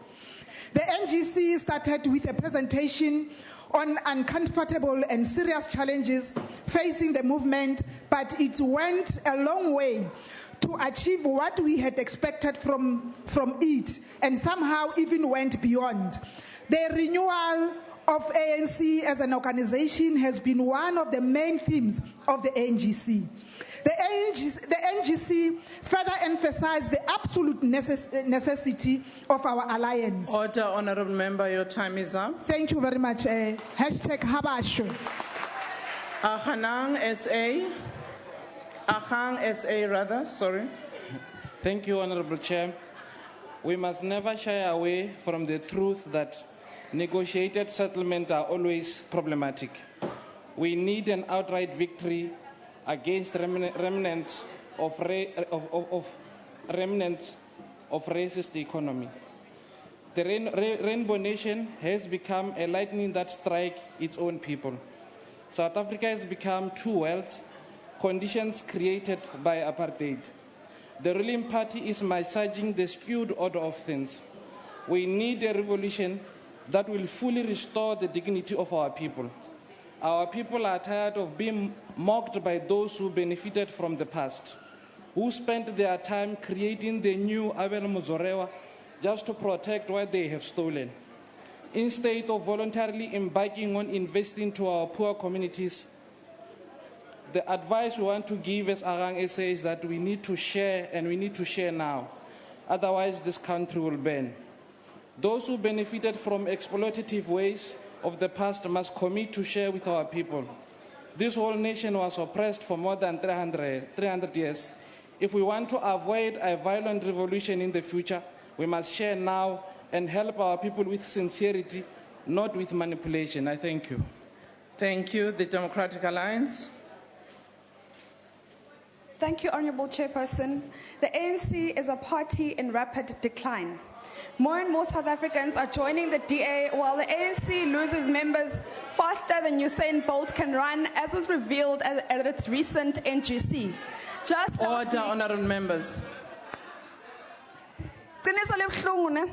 Just last week, ANC PR Councillor Linda Landu from Bekweni in Cape Town chose the DA as her new political home. As with many South Africans, Landu became disillusioned with the ANC. This came mere days after another ANC councillor in the city of Cape Town, Siseko Mapidiza from Kraaifontein, also joined the DA. South Africans from all walks of life and from different backgrounds are choosing the DA, a party that is for all South Africans. The DA looks forward to welcoming many, many more South Africans who want to join the Blue Wave and put South Africa first. I thank you. The African National Congress. Thank you, Chairperson. On the 13th of October, the Western Cape High Court effectively stopped plans by the city of Cape Town to build a new My City route in an area of the Wynberg. 26 families would have lost their homes because these homes would have been demolished if the city had not been stopped by the High Court. The court found that the families have not been adequately consulted by the DA-led City of Cape Town regarding this new bus route, something that the ANC in particular have been warning the DA against for years. Today we hear they are planning to appeal this progressive court outcome. We say good luck to them, because they are in for another lecture on the importance of public consultation. We wish to remind the DA once more to take public consultation and public participation seriously. Otherwise, they are compromising the very founding principles of our constitutional democracy. It did not take the courts long to impress upon them something very simple and reasonable, and that is, let the people decide what is good for them. The ANC welcomes this ruling, which protects our people from the DA City of Cape Town's dismissive and disdain of this one important pillar of our democracy, which is public participation and public consultation. We certainly believe and will support this campaign, and we will intensify it. Hashtag the DA must fall. Order, honourable members. That concludes the member statements. There will be 6 ministerial responses. Are the ministers, Honourable Cronin, Honourable Nene, Honourable Mokonyane, Honourable Chikunga? Thank you.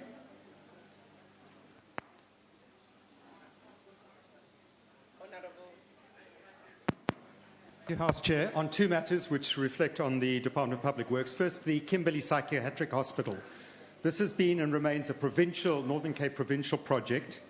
The original contractor asked to come on board in the process failed to do an effective job, and the contract was terminated by the Provincial Department of Public Works, was suspended.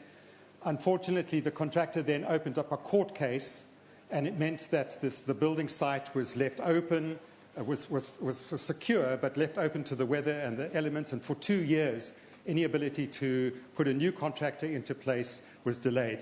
I visited the site along with the Minister Nzimande to assist, obviously, the provincial department, and we were satisfied that the new contractor is moving ahead effectively. The Minister certainly didn't say that the thing would be met on time because 2 years have been lost in the process, but we're very determined to make sure that these kinds of problems don't recur.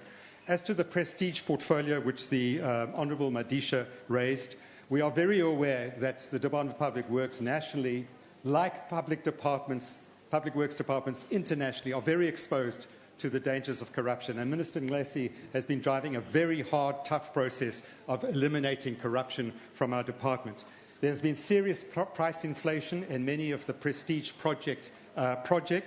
There are some indications that in some cases this involves corruption within the department. As a result, we have pressed numbers of charges. We've laid criminal charges. There have been disciplinary actions against senior personnel within our department. There have been dismissals. We've also opened cases through the Hawks and SIU.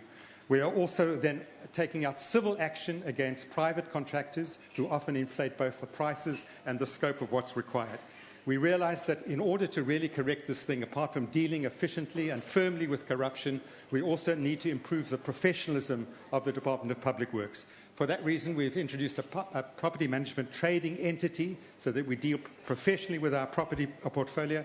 We are also trying to rebuild our workshop capacity. Honourable so that we Minister, don't your time is up. Thank you very much, House Chair. Thank you. Honourable Nene. Thank you, Honourable Chairperson. I would like to respond to the point raised by the Honourable Mayor, who claims that the challenges that we are confronted with for post-school education is as simple as he puts it. He says, take 720 million, which was for the rent depreciation, and allocate it to education, demonstrating complete ignorance and misunderstanding of the issues. 2 billion rands for the BRICS Bank, take it to education. I take it that we are responsible and honourable members of parliament here, that political posturing should not stand in the way of us being reasonable. And you are parliament, and it is for that reason that the processes that are unfolding are going to come back with a process to this parliament, so that we don't, stand out on populist grandstanding and political posturing, so that we take sensible decisions and allocate resources where they are due, and that all stakeholders, and we have seen it taking hold already, that all stakeholders are sitting around the table to find a solution to the challenge. All the grandstanders, when we come to the committees to deal with the matters, will be nowhere to be found. And the ANC government stands firm, resolute, that this challenge will be addressed and we will deal with it. Thank you, Chair. Thank you. Honourable Mokonyane.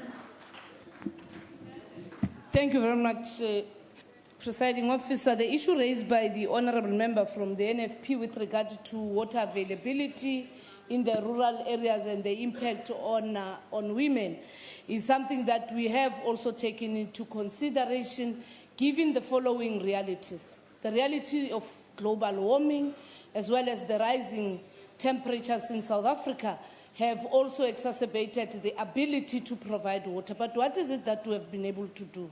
We have looked at the capacity of local government. With the declaration of a disaster in KwaZulu-Natal, the second phase, we have been able to work with all local authorities through the provincial government and the Umgeni and Hlatuze water boards in providing water through alternative means. We are also refurbishing water infrastructure so that then we minimize water losses due to the leakages. We have also rolled out the war on leaks that also trains young people so that we deal with the capacity of local government in terms of water security management. What is also of importance is an investment on raising public awareness in terms of roles and responsibilities, so that whilst South Africans have a right to clean and sustainable water supply, we also have to change our behavior in terms of water use and water management. However, one of the things that we have to celebrate as this House, that through Stats SA, it has been proven that South Africa has actually increased the percentage of water access by particularly the most disadvantaged of our communities in the rural areas to 67%, and that actually shows again a relief and an intervention to those who are most vulnerable, the women and the girl child. I thank you. Thank you, Honourable Member. Honourable Chikungwa. Thank you, Chairperson. I am a teetotaler, so I don't drink. I just want to mention, ma'am, that there isn't any house that I'm occupying that is under construction or being renovated. Honorable Madisha comes to the house, he makes statements and he brandishes our names without checking with us. There isn't a house that I'm occupying that is being renovated. I just want to place it on record. And what he's saying, therefore, is not true. I am Cindy Chikunga and it's me. Thank you, Honourable Member. I thought Honourable Cronin, the Minister responsible for Public Works, when the matter was referred to, has adequately answered on the matters of prestige. Thank you, Honourable Member. Honourable Twele. Thank you, House Chair. I'm told that while I was busy with some urgent issues, two parties raised issues, I think the FF and the NFP, about the payments of the staff at SAPO. Just to raise that, members, we should be aware that the post office has got some cash flow problems, not necessarily because of their making, but I want to assure the members that I met the management of the post office today and directed them that they should pay the workers and prioritize the payment of the workers. The key problem is private capital, who runs to court every month, who have been wrong, having wrong contract, dragging the post office to court and demanding the money. That's what we're dealing with.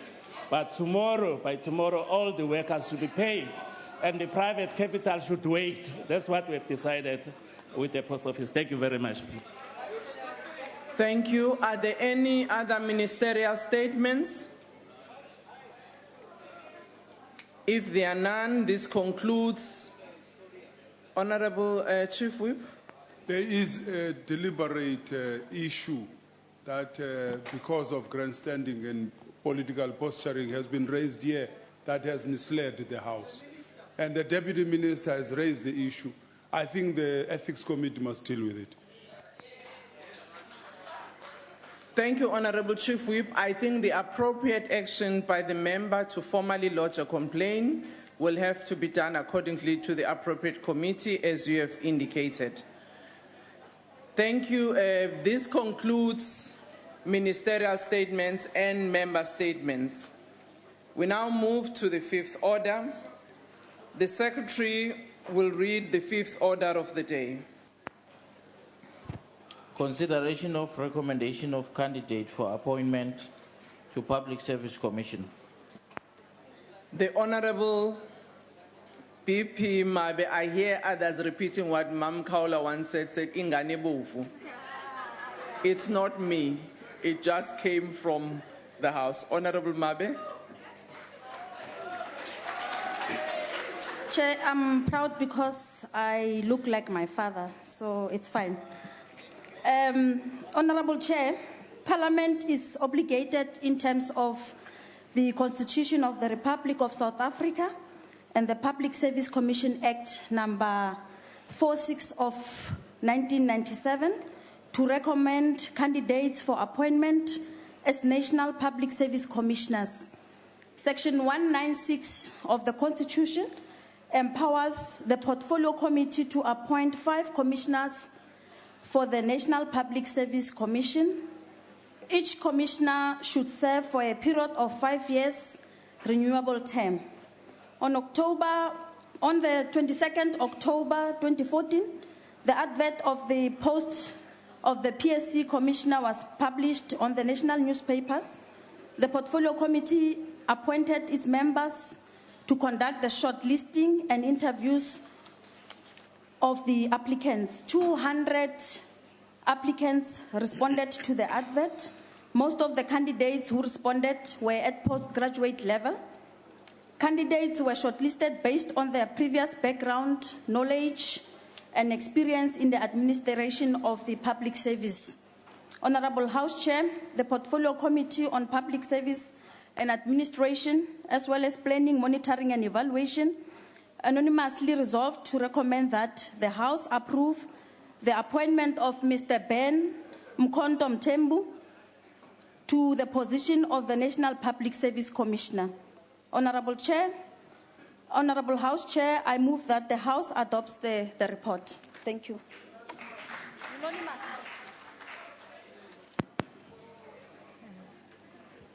Honorable Chair, the DA would like to make a declaration, please. Thank you. Declaration has been called for. DA.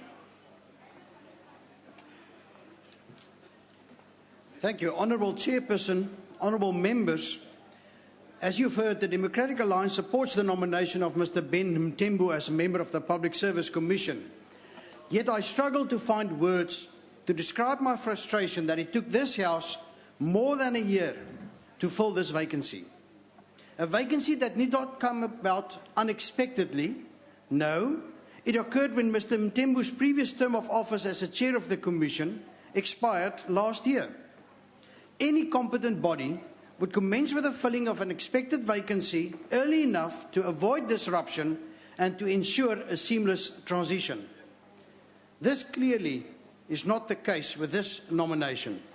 This is just another signal that this country, and particularly Parliament, is indeed in need of new and strong leadership. The National Development Plan is quite clear on the importance of a good, strong, efficient public service. A public service where an individual's career would not be influenced by his or her support for a particular cause. It is the important mandate of the Public Service Commission to ensure that the public service adhere to the values and principles of good public administration. Parliament's failure to act independently and Parliament having to wait for the word go from Luthuli House resulted in the Public Service Commission wafting leaderless for more than a year.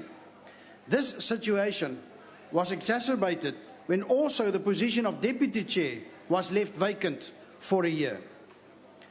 What has government's response been to this lack of action and the manifestation of poor planning and execution by Parliament? More legislation. The Portfolio Committee on Public Service and Administration has been served with proposed amendments to the Public Service Commission Act in order for the Commission itself to, in future, name a temporary chairperson should Parliament again fail to ensure that such a vacancy is filled in good time.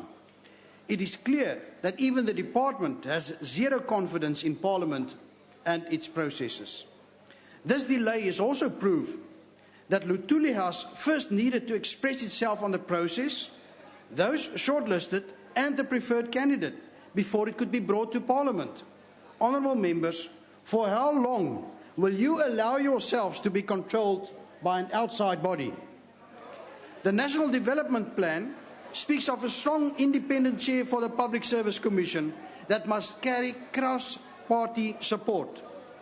We would like to see that the ANC will now allow Mr. Mthembu and the commissioners, many of whom are not as politically independent as envisaged in the Constitution, to address the failures in the public service without having to account to Luthuli House first.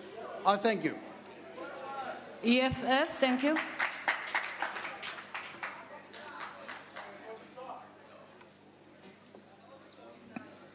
Thank you, House Chair. The EFF supports the appointment of Mr. Ben Mthembu to another term as a commissioner in the Public Service Commission.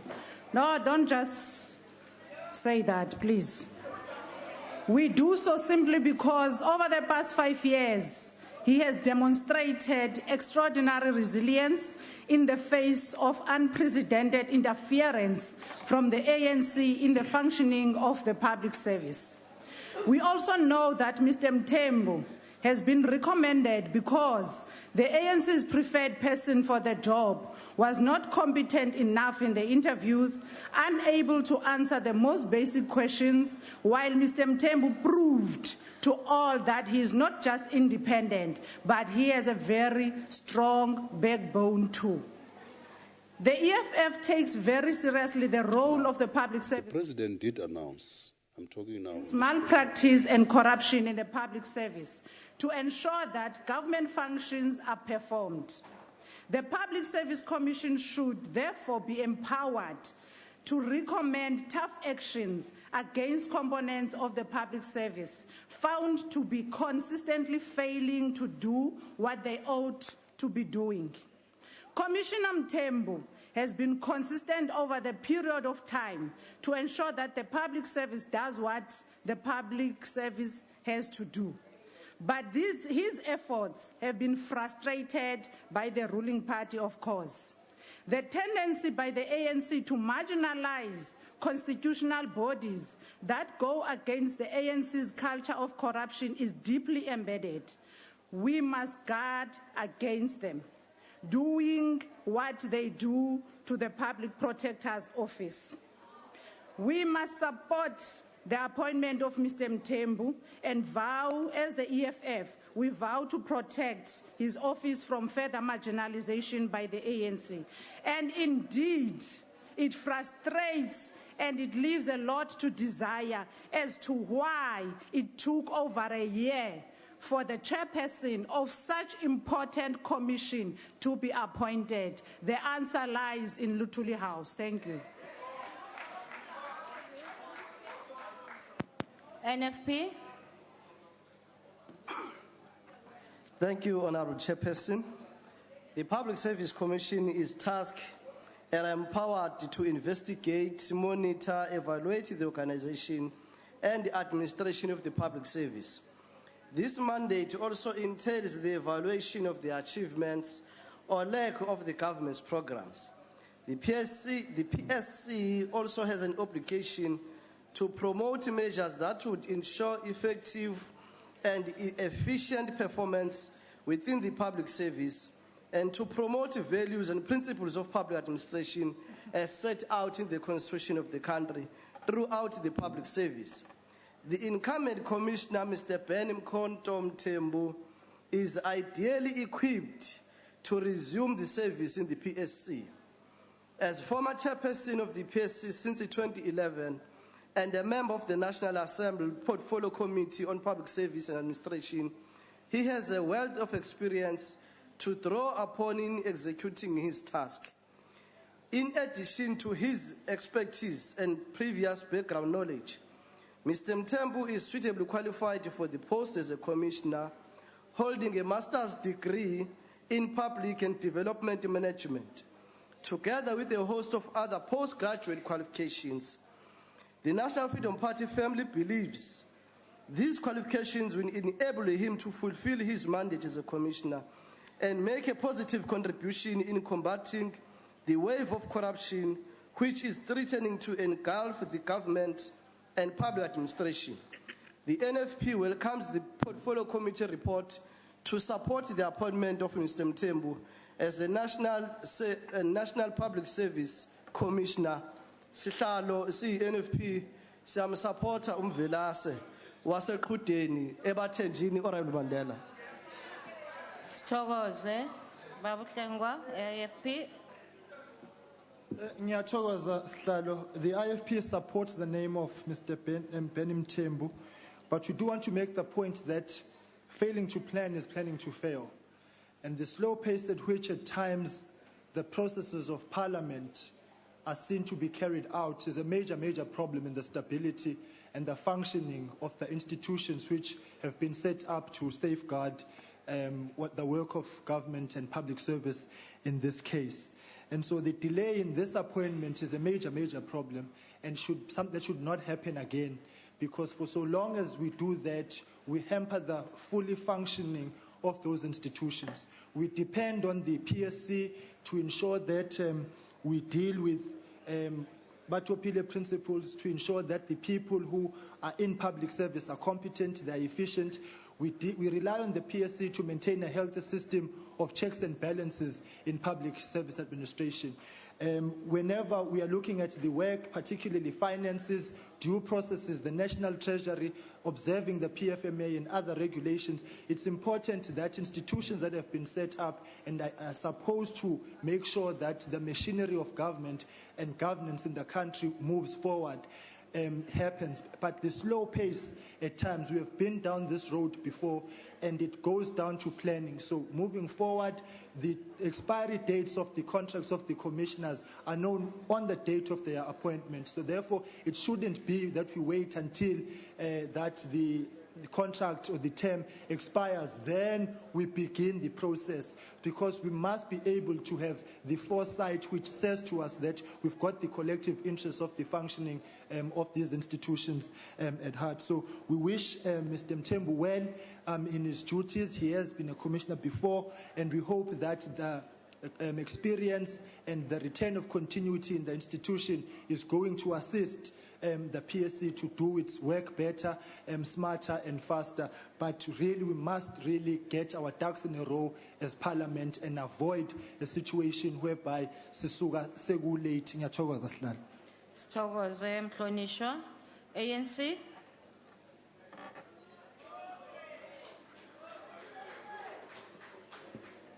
Thank you, Honorable House Chair. At first, for Honorable EFF member, no candidate that came closer or near to Mr. Mtembu, and that's a fact, and you know it. Secondly, Chairperson, honorable member from DA, who was part of the whole process, it's quite unfortunate that the opposition opposed just for the sake of opposing. I hope one of the good days they can rise up to that petty politics. Having said that, Honorable House Chair, we collectively, without any dissenting voice, we agreed in shortlisted candidates and also, listen to me, and also, Honorable and member, also, please and continue. also, that's we also, Honorable members. all of us, we agreed on shortlisted candidates and also the appointment of Mr. Mtembu. And the reasons were very clearly, it's the issue of his wide experience in public service and the strong leadership skills. Not Lituli House, don't bring Lituli House, which means even the DA agreed with Lituli House. I thank you. Thank you very much. Order, honorable members. Order. The question before the House is that Mr. Ben Mtembu be recommended for the appointment to Public Service Commission. Are there any objections? No objections agreed to, but honorable members, order. Honorable members, in terms of section 196.8 A of the Constitution, the person nominated for appointment to serve on the Public Service Commission must be approved by a majority of members of the Assembly. Although a division has not been demanded and there are no objections, members are required to record their support for the recommendation. As such, the bells will be rung for 5 minutes.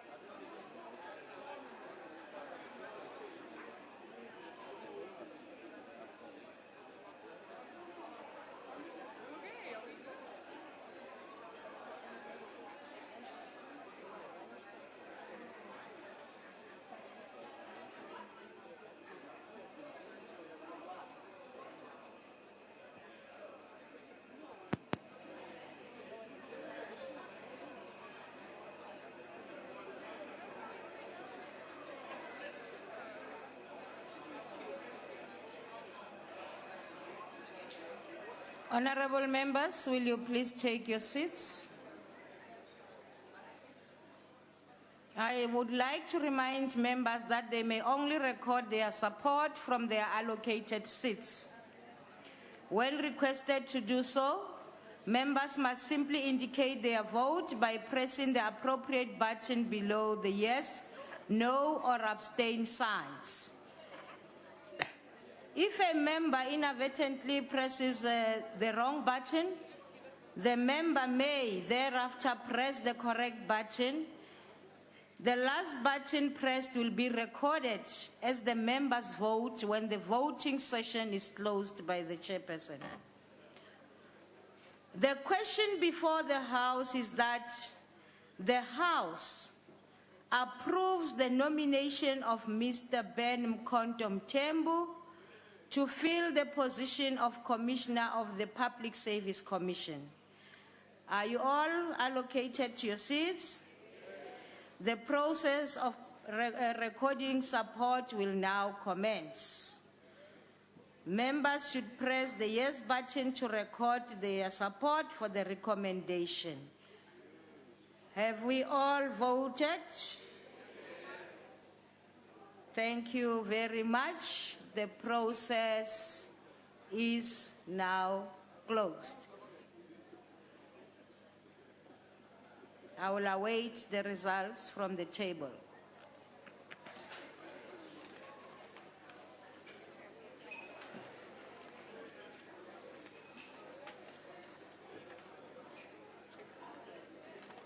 Thank you. Honorable members, order. The yes votes recorded for the support is 256. That says the nomination is therefore agreed to in terms of Section 196(8)(a) of the Constitution.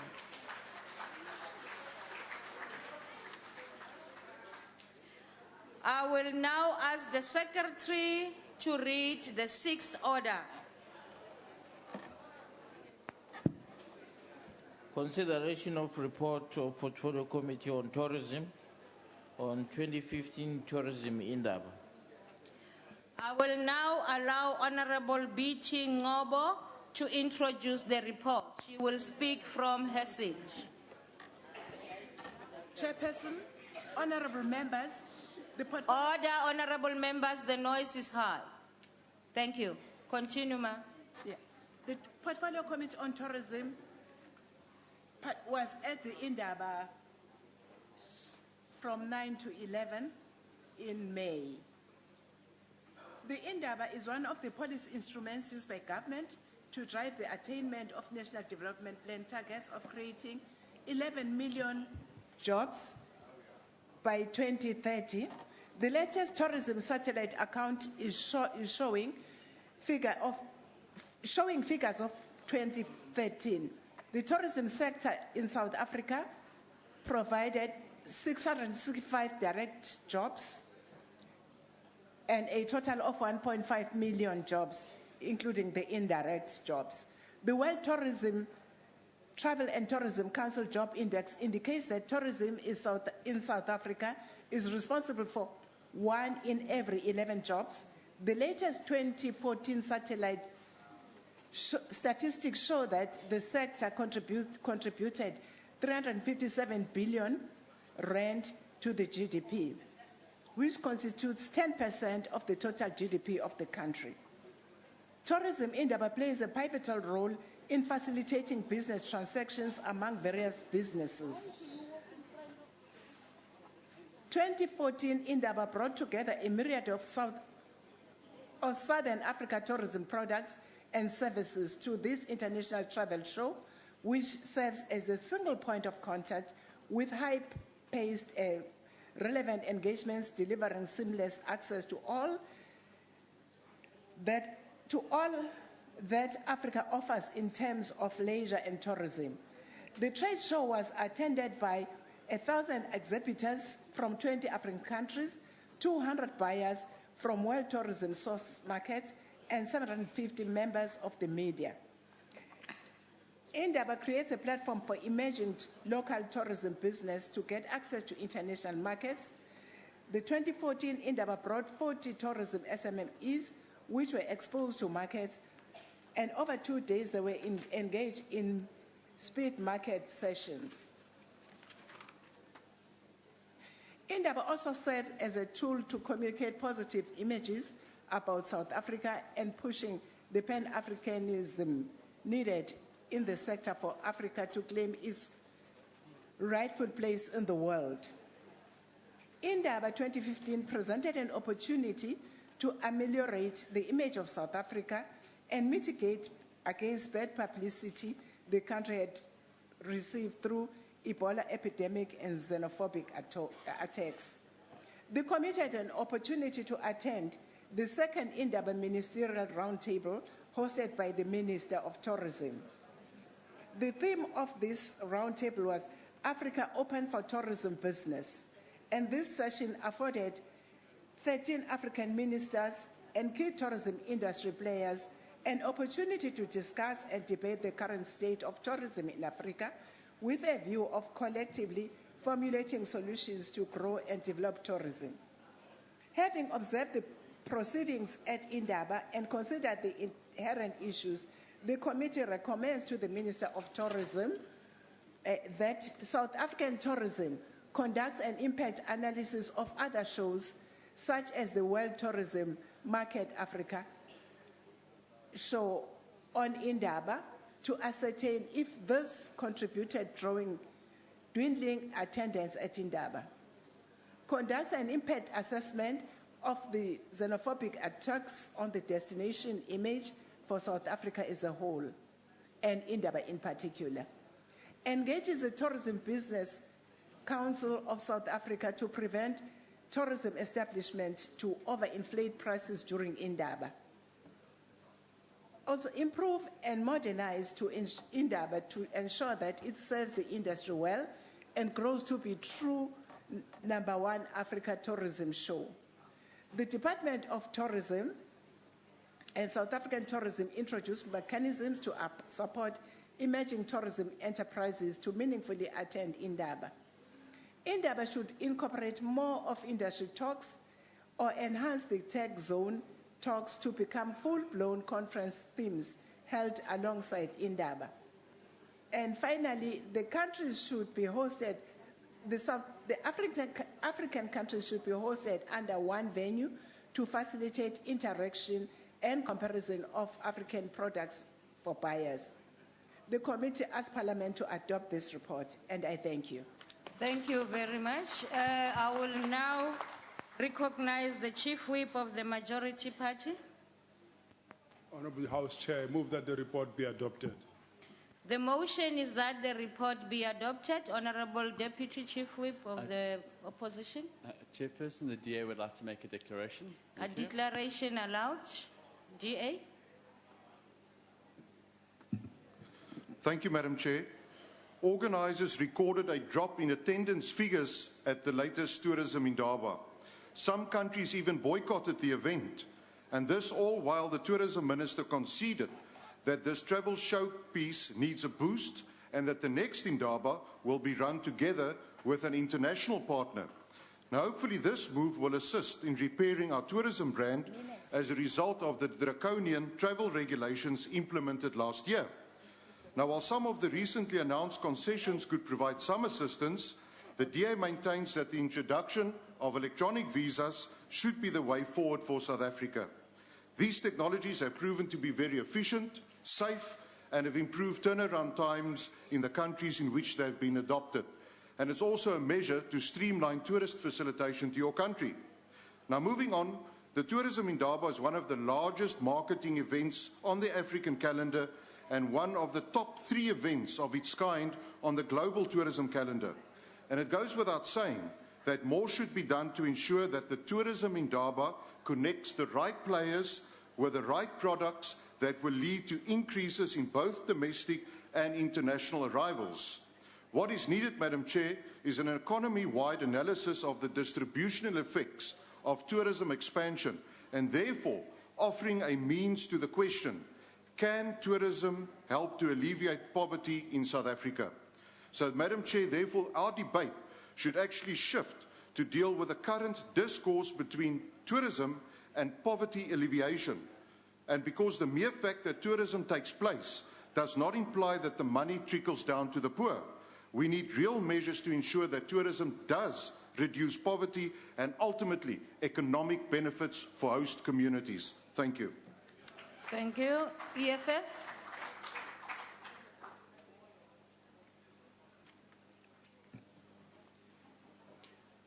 The potential growth and development that is catalyzed by tourism in this country has yet to be fully understood and taken advantage of.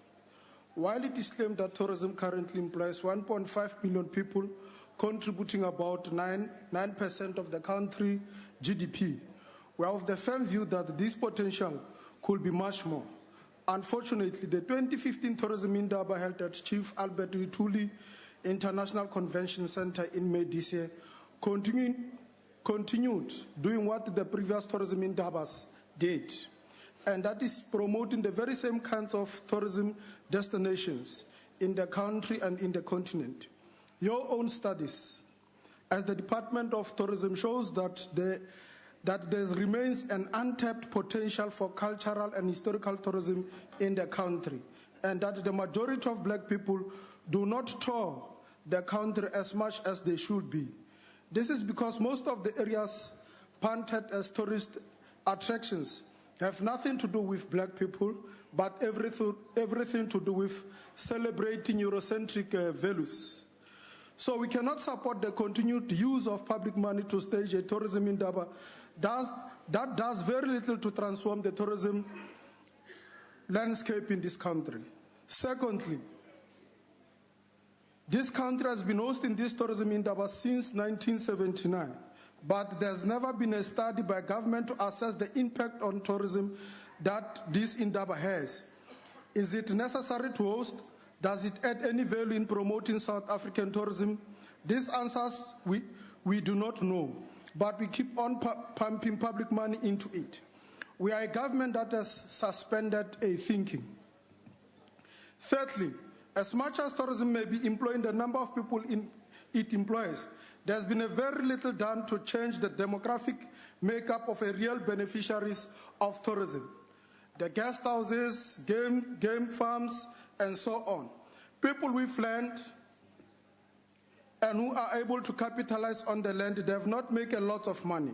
Tourists essentially come to see various landmarks that represent cultural practices of a country. In our case, the majority of people do not have land, and all that land enables tourism operators to benefit. Tourism, therefore, remains an enclave of those advantaged by apartheid with very little multiply effects. The tourism indaba just glosses over these inequalities and presents a very fake picture of South Africa. We therefore reject this report. Thank you. IFP.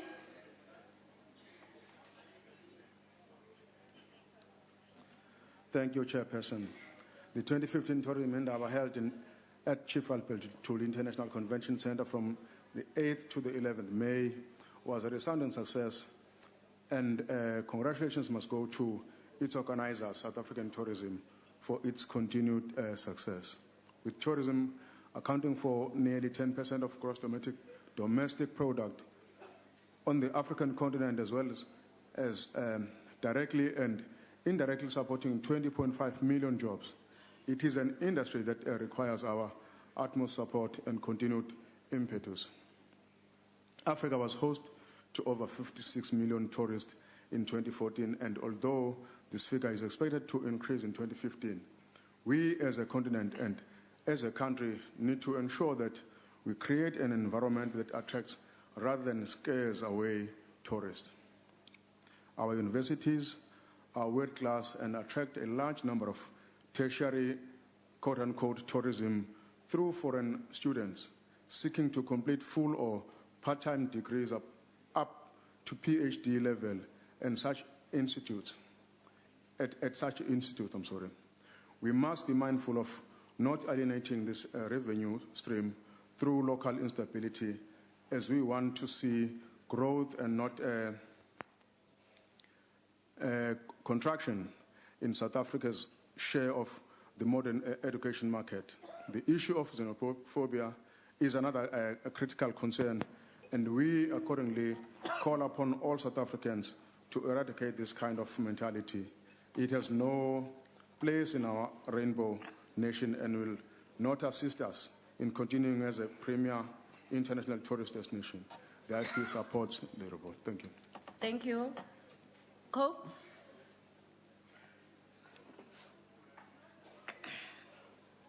Thank you, Chairperson. Tourism is a key driver of our economy, and we need to ensure that South Africa and Africa continue to attract tourism. An issue like the tourism indaba having a permanent home should be discussed with all role players and resolved speedily. Uncertainty in respect of hosting must be removed. It is also an imperative that the implementation of the indaba reveals innovative and creative approaches. The indaba indeed does represent Africa under one roof and is the only 360-degree mass marketing of tourism on the African continent. In the words of a report, it showcases the widest variety of Africa's best tourism products and it attracts significant international buyers, media, and travel bloggers from around the world. It is regrettable that the show has reached a point where it has become stagnant and needs a complete overhaul.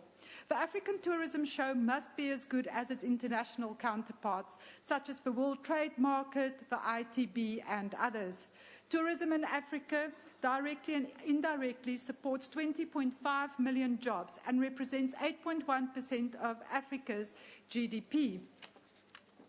African ministers must get together with a view to collectively formulating solutions to grow and develop tourism on the continent. The African market must invest in infrastructure development, visa facilitation, and connectivity. It is anticipated that by 2020, Africa will receive 85 million international tourist arrivals. This number will rise to 134 million by 2030, representing 6.3% and 7.4% of international tourist arrivals worldwide. COPE believes that the AU should include tourism on its agenda in order to elevate tourism as the economic driver in the continent. That body must give serious consideration to putting systems in place to advance an uni-visa regime on the continent. Africa is a truly unique and authentic destination for the world to visit. But we have to ask the question, how long will it take to restart the tourism engine, which was so abruptly switched off by Minister Gigaba? The opposition warned and warned, and we even called for snap debates on the issue. But months later, millions later, that even caused job losses in the industry, then decisions are just simply retracted. But COPE supports the report. Thank you. Thank you. NFP? Thank you, Honourable House Chair, Honourable Members of the House. The tourism indaba has for years been the undisputed jewel in the crown of tourism South Africa, but has recently lost its lustre. The question is, what can be done to halt the decline in attendance and to steer the event on a path of glory again?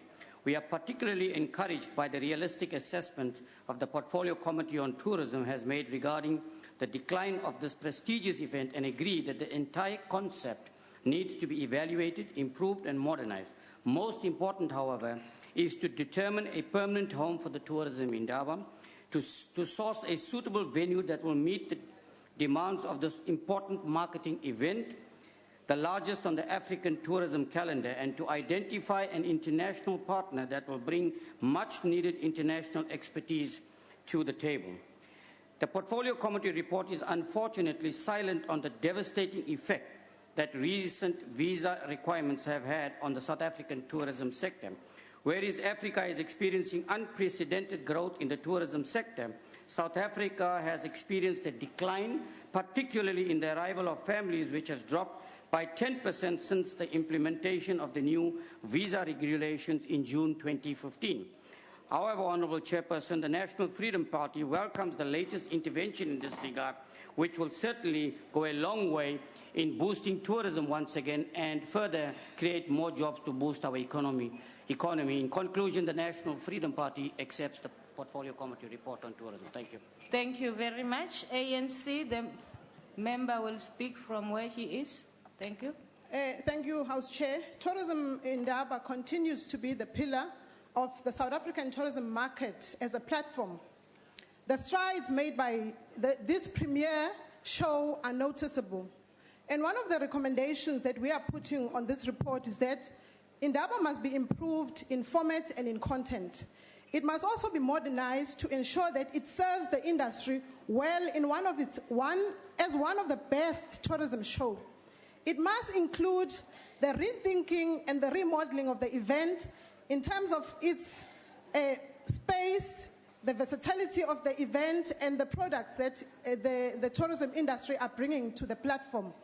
The growth of this tourism in Indaba has become a Pan-African show, which indicates the role played by the South African tourism sector, not only as an economic driver, but also in social cohesion. Lastly, Indaba represents Africa under one roof. It's a 360 degrees mass marketing tourism show that the African continent hosts. And all we can do is make tourism in Indaba bigger and better. I thank you. Thank you very much. Order, honorable members. The motion is that the report be adopted. Are there any objections? The objection of the EFF will be noted. So this is agreed to. We now call...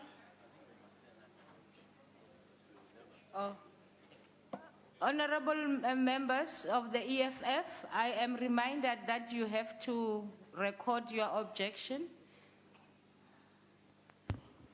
Thank you, House Chair. Can you please record the objection of the EFF? Thank you very much. It will be recorded. The report is agreed to. We now ask the Secretary to read the 7th order. Consideration of report of Portfolio Committee on Water and Sanitation on public hearings on theft and vandalism of water infrastructure. I will now invite Honorable Johnson to introduce the report.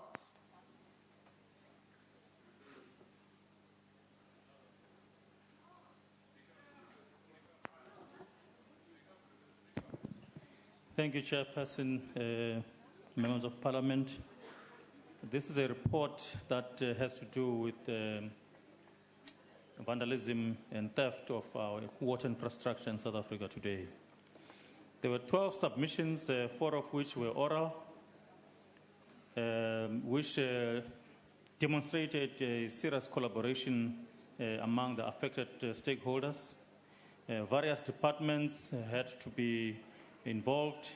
That talks to Justice, Department of Police, and also state-owned enterprises and also private sector, especially those that are directly involved in this scheme related to scrap metals. Also to be cited in this whole exercise was a water plan that was identified as to be one of the major concerns. That includes maintenance. And of course, also as we engage in this exercise of catching up with the culprits, those transgressors of the law, the arrests and the fines that get remitted as penalties for those that transgress leave a lot to be desired with. As these fines, in some instances, if you are to be fined, for instance, or arrested or convicted, you would be fined 5,000 rands, equal to 5 years imprisonment. So those that transgress easily walk smiling to paying those 5,000 rand fines.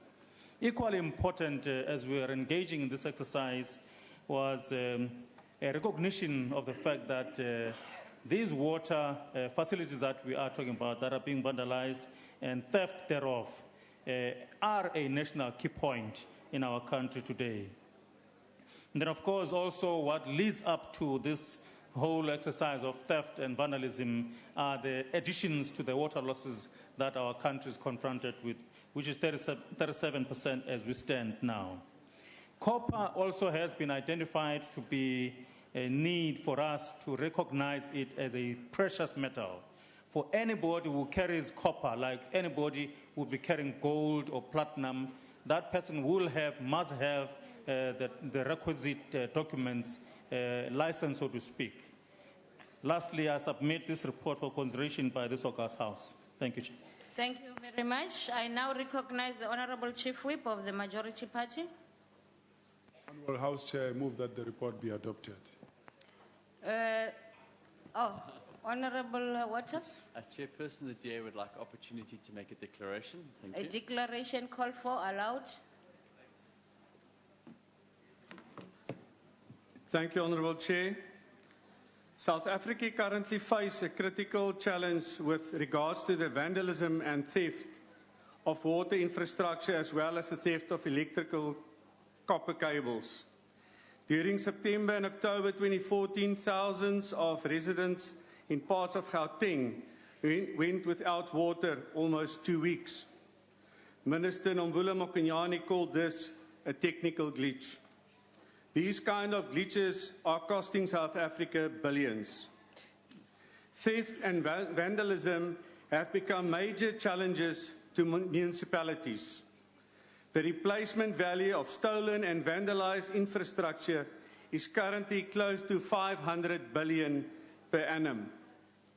Vandalism can also be linked to the tankering of drinking water. We see more and more water tankers delivering water to areas that have previously received pipe water in their homes. This has become an easy way to loot the coffers of municipalities with little to no control over the delivery of water in townships. The DA believes that the only way to stop the vandalism is to assist municipalities to buy their own water tankers and supply water to communities in need, thereby remove the need to private contractors. This will bring accountability to municipalities and stop corruption and jobs for connected ANC cadres. The DA supports this report. Thank you. Thank you. EFF.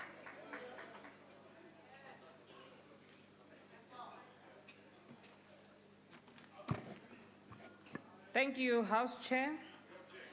The greatest vandalism of water infrastructure in this country is committed by the government of the African National Congress.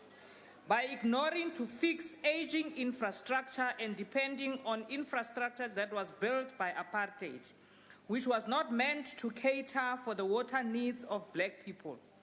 The Minister of Water and Sanitation indicated last year that 10% of existing water systems were dysfunctional and that a further 26% were not reliable. This, from the Minister, is a gross underestimation of the real problem facing water infrastructure. According to your own norms and standards, each person must get a basic free allowance of 25 litres a day, even though a bath uses 80 litres and flushing a toilet 10 litres. This is 6,000 litres a household a month. The water must be available within 200 meters of person's house and with a 98% guarantee of supply throughout the year. But because we have invested very little in the water infrastructure, many South Africans' households do not have access to water. And the aging infrastructure is going to make matters worse. The problem, therefore, is not the vandalism of the infrastructure by poor South Africans, but the problem is the government acting criminally by not fixing infrastructure or investing in new water infrastructure.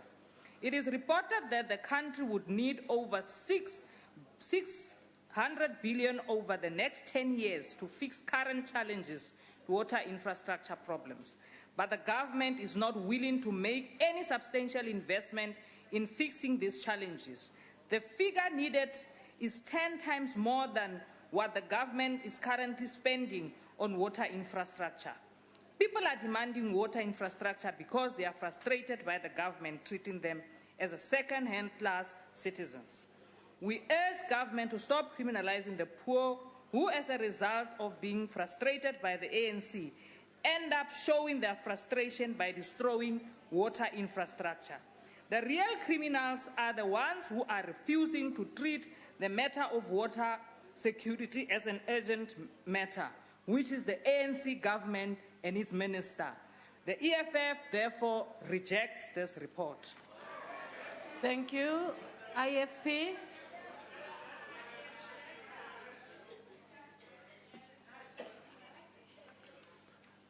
Thank you, Chairperson.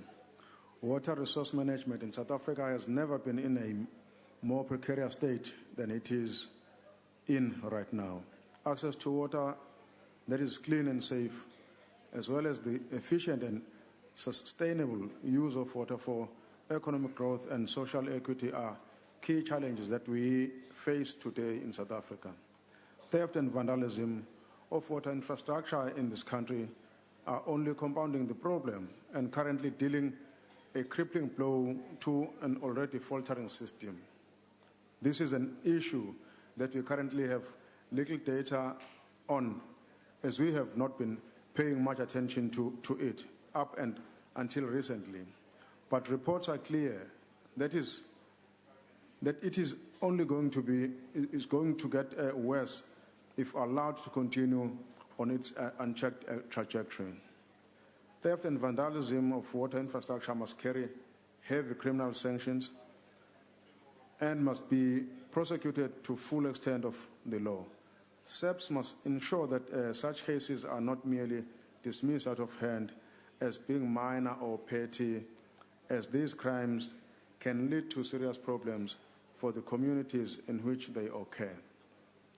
Government must do everything in its power to increase, protect, maintain, and conserve our water infrastructure, and so ensure that all have access to this precarious resource. The IFP supports the report. Thank you. Thank you. NFP.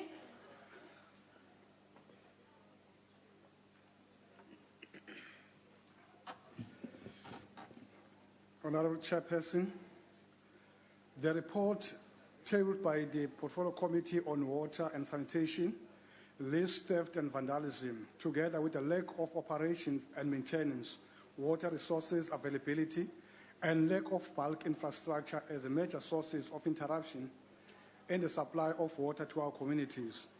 The Portfolio Committee on Water and Sanitation recommended there should be a greater coordination amongst relevant departments and stakeholders in implementing legislation dealing with the theft and vandalism of water infrastructure.